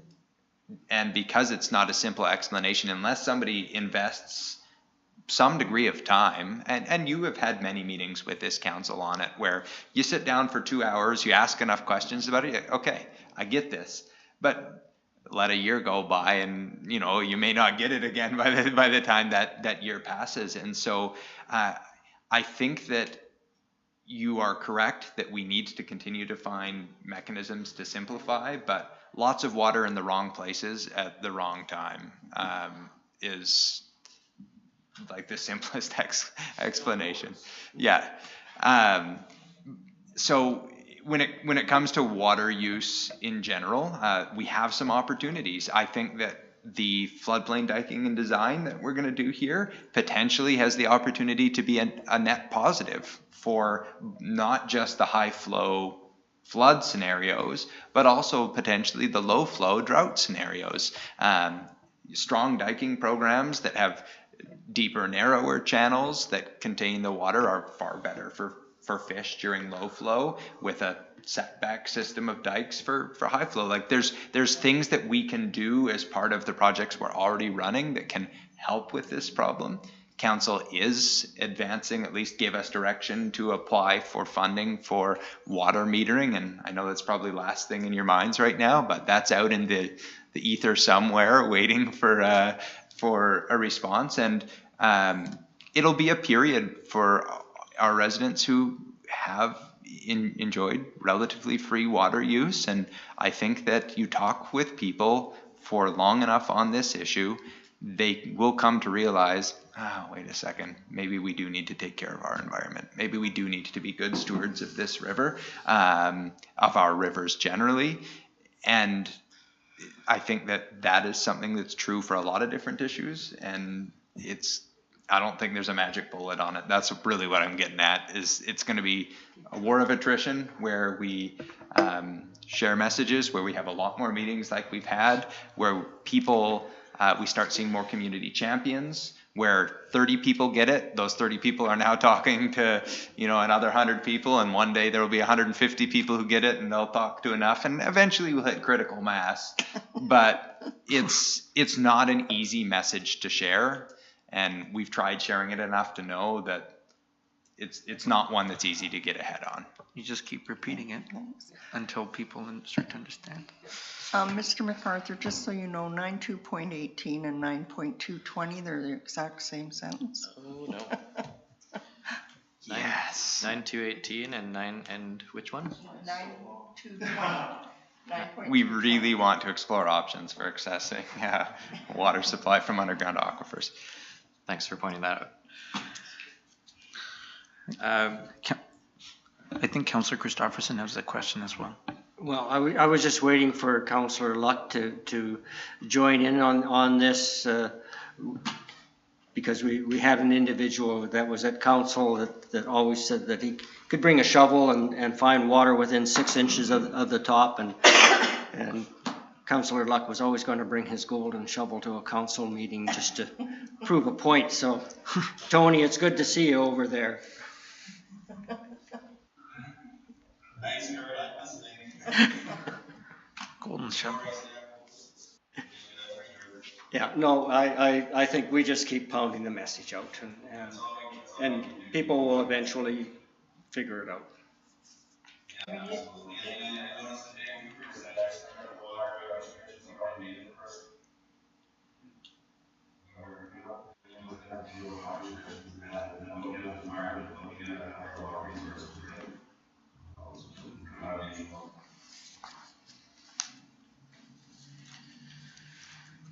All right, so let's move on to our next section here on safety and resiliency. And we have added some additional policies here, especially around emergency preparedness. We took another look at this following the wildfire alerts last summer we did, and then as well after the flood.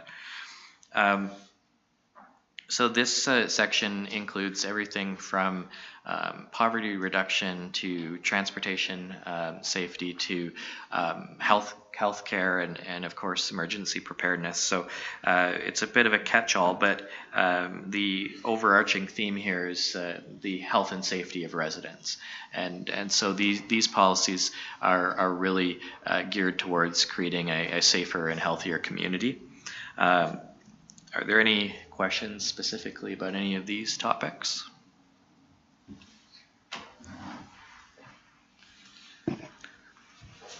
I'm not used to already having the button on then. I know that a lot of people are really concerned about emergency preparedness, and recently there was the emergency exec committee that met about the plans that aren't approved so far or that haven't been implemented, and that it's something that we really need to reassess, because the last approved plan from BCMS I think was in 2005.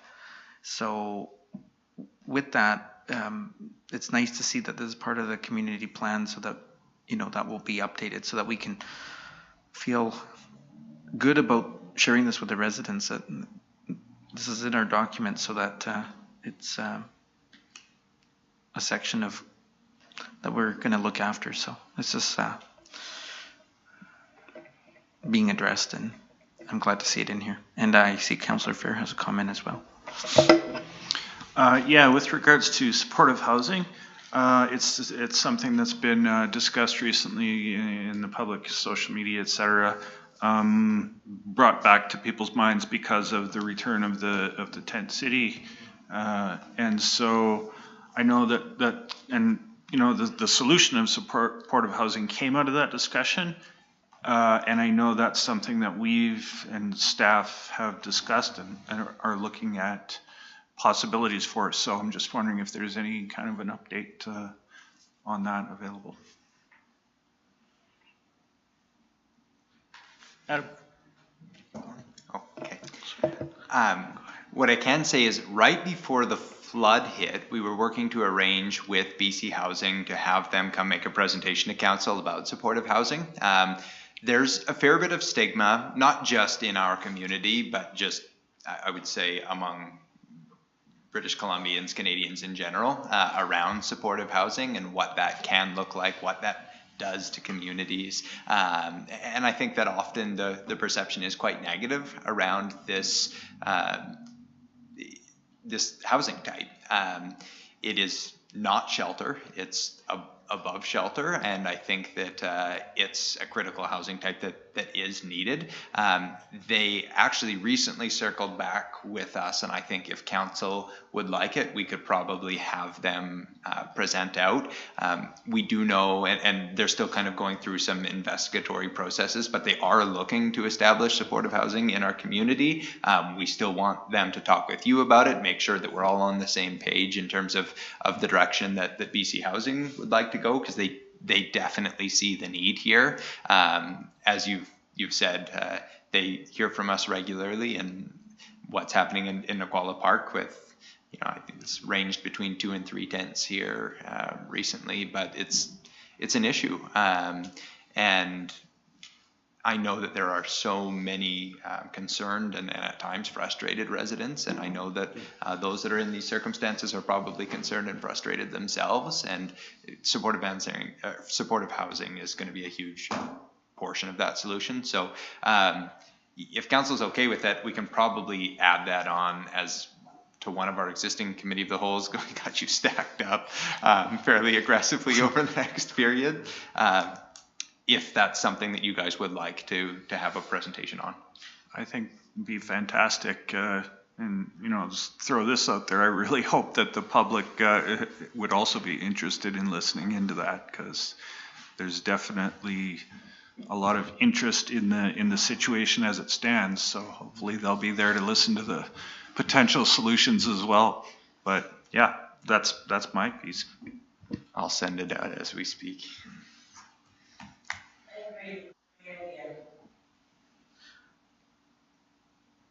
Yeah, actually, I was going to bring that up that Travis did and Sean covered quite well, because it certainly is out in the community again, and also from a safety point of view that we have to do something, and I'm glad to see that it's here, but it needs to be addressed quite fully. I think we hear about it fairly regularly, and if you see that on social media, you see a lot of these comments, but you try and offer options to people and support mental health, but people also have to be willing to seek the help as well. So it's hard to offer this to everybody. I mean, we have to support this, but what is the right solution? So it's good for us to talk about and see what options would be. So people do want to support it, but not in my neighborhood.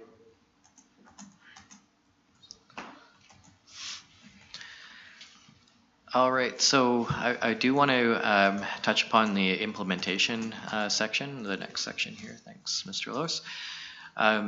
We've created a implementation table in this document, and it includes all of the plans and programs that are outlined throughout the entire document.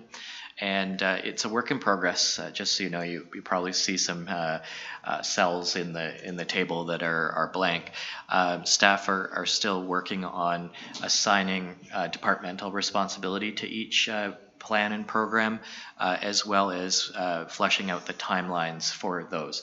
But that particular table, which is 11.1 in the document, it will provide guidance to staff on which department should be working on which plans, as well as what type of timelines are we looking at. So really will help councils in future as well in terms of strategic planning, because if we have these documents all outlined here, we'll know in a particular year or time frame what types of plans should be implemented and kind of in what order that those should come in. Of note, this is only the plans and programs that are proposed throughout the document. We haven't listed every single policy in this table. We have had some suggestions both from council as well as members of the public that it would be great to have a similar type of table with departmental responsibilities, etc., for all the policies in the OCP, but of course that would be a very large undertaking and a very large document. So staff would like to do that eventually to create a spreadsheet, but that's going to be work that we'll have to work on after the OCP is adopted, as we have time off the side of the desk sort of thing. So, but this document, we're really happy with the way it's shaping up, and again, it's not completed, so we will be working on finalizing this implementation table as we finalize the document over the next month. Any questions about this implementation table and its usefulness? No, looks good, thanks. Okay. And then the next section, section 12, is actually in a separate document. It's our development permit areas. And I won't go through that in detail because we have had a committee of the whole on development permit areas in the past. But that particular document, you can take a deep dive if you like. There was a few revised or revisions to it based on citizen or public feedback in October, November. Specifically, we've added electric vehicle charging stations as conditions, and as well as some other environmental pieces, solar lighting, for example. And then there is also some additional Indigenous reconciliation pieces around signage and language. So providing cultural markers or signage in Indigenous languages in developments. So based on the feedback we received in the fall. So that was great, and really appreciate the feedback from residents on that. The development permits themselves, there's 7 form and character development permit areas and 4 technical development permit areas. And I do want to remind council and the public, as well as developers, that these are guidelines. So these, for a particular development, we wouldn't be as staff applying all of these guidelines to a particular development. It's a bit of a menu to pick and choose from. So it provides guidance to developers when they apply for developments of the types of things we want to see, but it's not, they're not set in stone policies, they're guidelines. So it's useful for both developers and staff when we're working through development permit applications. The technical DPAs, you'll notice that there's the agricultural interface, the geotech, the wildfire, and the riparian. We have those types of technical DPs in our existing bylaw, but we haven't included a floodplain development permit. That has been suggested as a potential, but we didn't want to implement that at this time without further information that we'll be receiving in the coming months. Staff are working with the consultant team on a draft floodplain development permit area, so that when we have additional information, we'll be able to improve that draft and then bring that to council in future, potentially later this year or next year, to have a potential addition or amendment to the development permit areas to potentially add a floodplain development permit area. And I'm using the word potentially. You need to say potential at least 3 more times in order to get this across, I think. Yeah. Because we just don't know. We just don't have the information at this time. And so once we have that information, we'll be able to make more informed policy decisions and then bring that forth to council. I do encourage you, though, to take a look at this document if you're interested in what kind of policies or what kind of guidelines, we have outlined. But again, we wouldn't be applying all of those on the form and character side to developments. On the technical side, that's a little bit more rigid in that we want to make sure that development is done in a responsible manner. And so when we're talking about geotechnical, steep slope mining, wildfire, riparian areas, there's provincial legislation in some of that. There's other concerns, of course, when it comes to geotechnical or wildfire. So we're a bit more rigid when it comes to requiring things like that. So for example, if a property is in a wildfire hazard area, a covenant being registered on title that requires fire smart landscaping and building materials that are fire resistant, et cetera, is something that we currently do, and we would be continuing those types of requirements. So any questions on those? I do want to ask if council is willing and able to stay an extra 5 to 10 minutes here. I do want to take a quick peruse through the maps, the schedules, if council's able to. I know we're at our 2 hours right now, but if everyone's okay with that.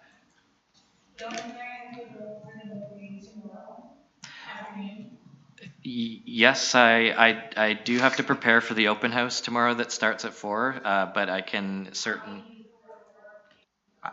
And I might be able to do that with you, Your Worship. We'll make sure that you're taken care of one way or the other. Absolutely, yeah.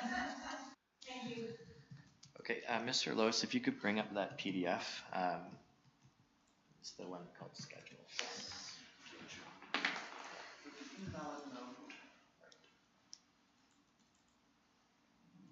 All right, so, and I believe this is being shared on the broadcast as well.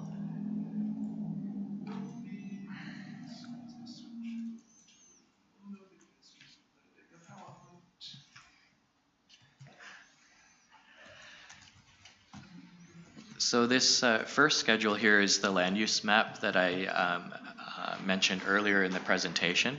And this particular map will provide guidance, as mentioned, particularly for rezoning applications, but also for residents in the community. So you can see the distribution of low to medium density residential versus medium to high, general commercial and mixed use areas, service commercial, agricultural, etc. So I gave a bit of a verbal description of how that's structured in the community, but this is the actual visual representation of that. So this is a very important map for the community and for council and for staff, of course. The next map here is the urban villages map, 15-minute neighborhoods, and so you can see those visually on the map. The highlighted yellow areas are the urban villages. The circles that you see there are sort of if you took a stroll, how far would you get in 15 minutes? That's the idea there. And of course, that's a very general, those circles, those are actually known as fly sheds versus walk sheds, technical terms. I won't go into that now, that gets into urban planning geekdom, but basically this is a visual representation of where you can walk if you were standing at the center of one of those urban villages. So you can see quite a lot of our community is covered by walkable areas, with the exception of the Western Bench area, and of course Middlesbrough to the south. Next map, please. So this is our city center map, and of course we've talked about the different districts and how separating districts allows us to have specific policies, and you can see there, Councillor Christofferson, that the Civic Center district is where we're located now, in the city center. So this provides a lot of clarity as well on what properties are in the city center and what are not, but whether it be the Quilchena district versus the Kengard district, obviously we want to have different policies, our main street versus a more residential area. Next map. And this is our neighborhood map as a whole. So you can see the purple shading in the middle is that city center area, and then the 10 other neighborhoods that surround it. Next. And then we get into some of our infrastructure maps. So one of the things that we wanted to make sure is that not only having policies around infrastructure, but also to have visual representations of future infrastructure projects in our community. And this particular first map is a water infrastructure map. So you can see in the legend there, we have existing water utilities, as well as future and upgraded, as well as things like booster stations and reservoirs. So this will provide guidance to council, as well as while we're updating our development cost charges bylaw. This becomes very important because this will help the consultant developing that to identify where to charge DCCs and how to apply that. It will also help our Public Works and Engineering Department when we're talking about capital projects going forward. And the next map is similar, but for sanitary sewer. And the next map after that is for stormwater. Can you just show the previous map for a second, Don? Yep, back to sanitary sewer. So the sanitary sewer map here is, you can see the red lines would be future sanitary lines, and the green would be upgrading of existing lines. The purple lines are existing. And just so I know, because it doesn't look, well, we've got a lot of different figures in our sanitary master plan right now. Is this intended to be keyed for our anticipated growth by neighborhood? Yes, so this is going to help inform our obviously neighborhood growth, but also this relates to the projects that are outlined in the OCP current development that we're working on, taking into account the existing master plan and that was developed 10 years ago, of course. So this is a combination. So this was analyzed by our Public Works Department as well as our engineering consultant for what is currently planned, what is potentially planned, and what, basically, and for growth projections as well. Having said that, will there necessarily need to be all of these upgrades in the next 20 years? Potentially not. Are there others that could be? For example, in the city center, you'll see that there's not a lot of planned upgrades there. These are the ones that are sort of planned as the most urgent in the city center, for example. So if we had particular development projects that would be in other areas of the city center, as an example, would that necessitate other upgrades? Potentially. And would the developers be paying towards that? Mm-hmm. Absolutely. So we can certainly look at increasing this and adding additional, specifically in the city center, if you would like. I'm only going to make one suggestion with it. This looks much more like a 5 to 8 year plan as part of a 20-year, and again, how are we supposed to know exactly what pipe is going to need to be upgraded 20 years from now? But I think that maybe something on this to indicate what we think the time frame for this is might contextualize that a little bit better. Sure. So it was developed in conjunction with the 10-year capital plan that we were working on. So when you say 5 to 8, it's probably, that's fairly accurate, because as you know, that 10-year plan got a little fuzzier towards the end. Let's talk a little bit about this one afterwards. I don't mean to hijack your meeting. That's great feedback, though. Okay. So, Mr. Lewis, if we can move on to the next one.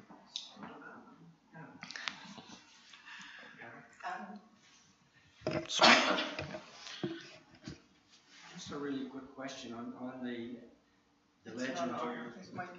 I did hit the button. I don't know. Okay. Okay.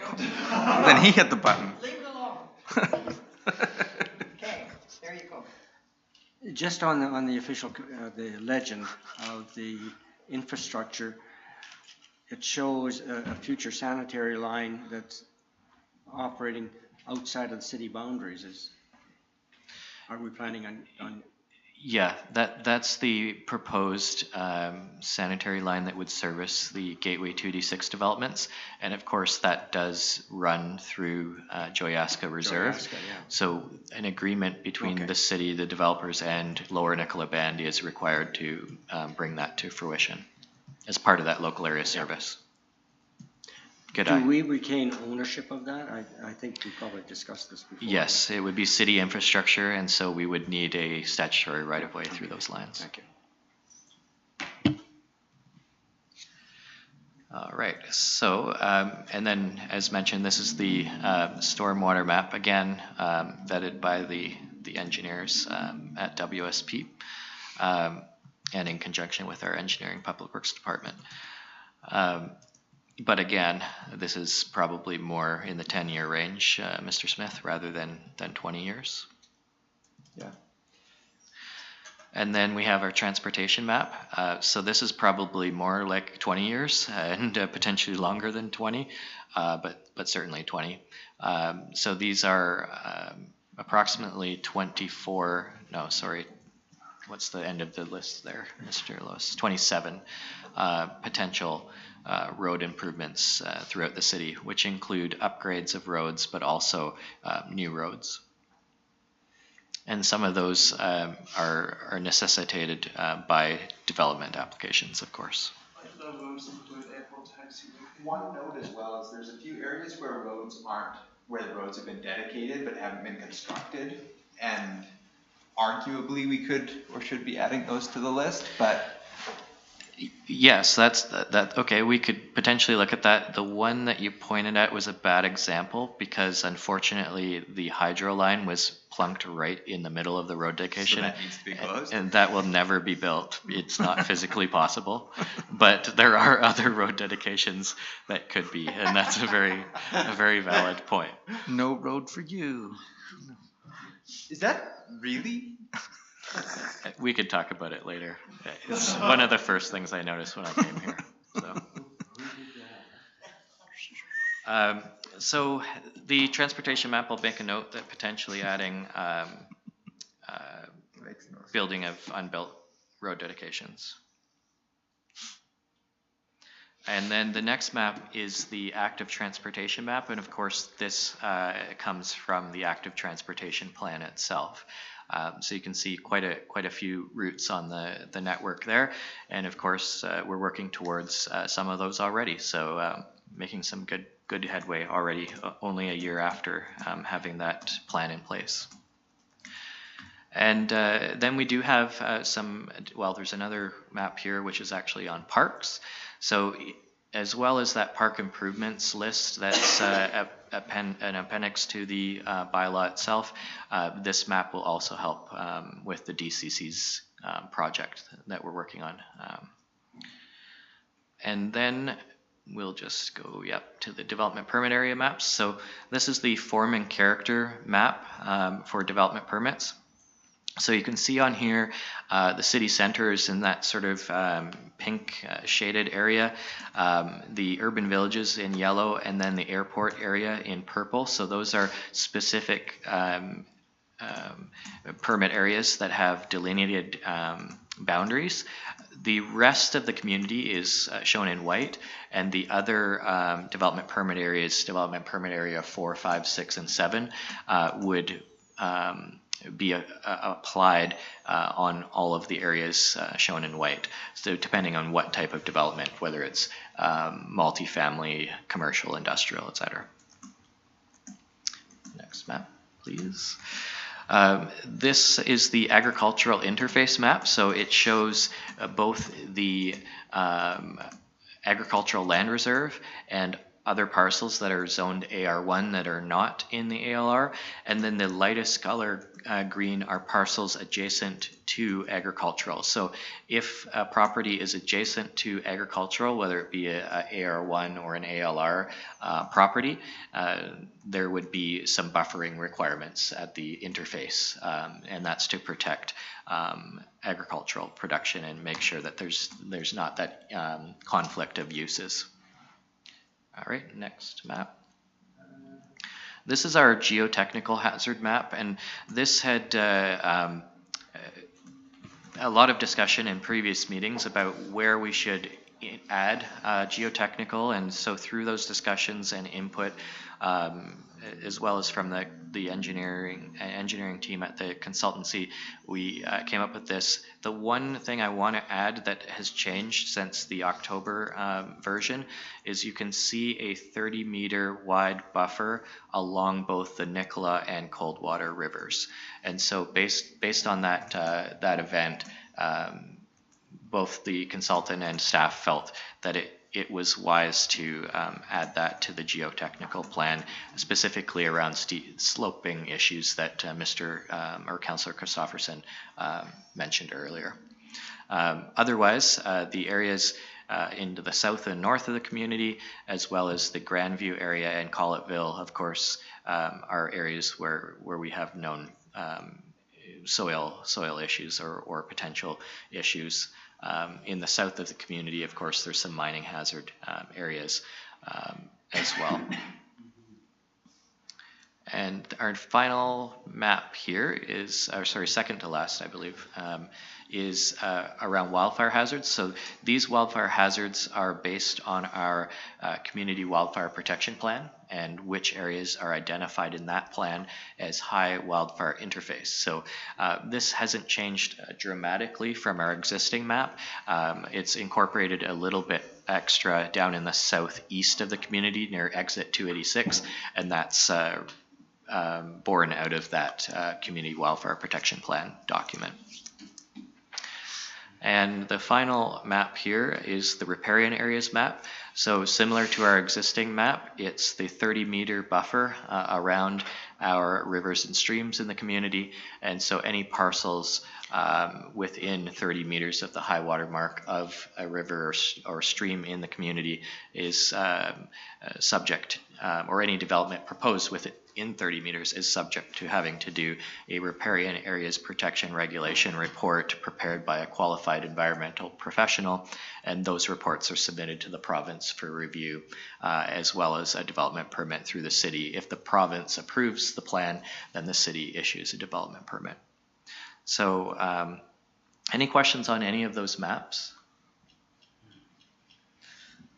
Full disclosure on this one, there are probably some streams that are not streams, but if they ever are subject to applications, a QEP will tell us that, and we may end up amending this in the future, to which we have done, which is why you no longer see any stream running through this parcel. This will again be something that will be living, modified over time, where there likely is not a requirement to implement riparian protection measures. Yeah. And since I came here in 2019, I believe we've removed 3 streams from this map, or portions of streams, as QEPs determined that those streams no longer existed, as Mr. Smith mentioned. All right, so that pretty much wraps it up for this evening. Thanks for sticking around a little bit longer here to run through those. I wanted to make sure that everyone had a look at those maps. Well, thank you very much for that. I think it was nice to see some of this information again, because I know in the past that we've looked at some of those development permit areas, and so it's nice to see again and review everything and see the draft. So thank you for that. So going further down on our agenda, I see the next thing would be new business, which we don't have any of. So I guess that's the end of the meeting.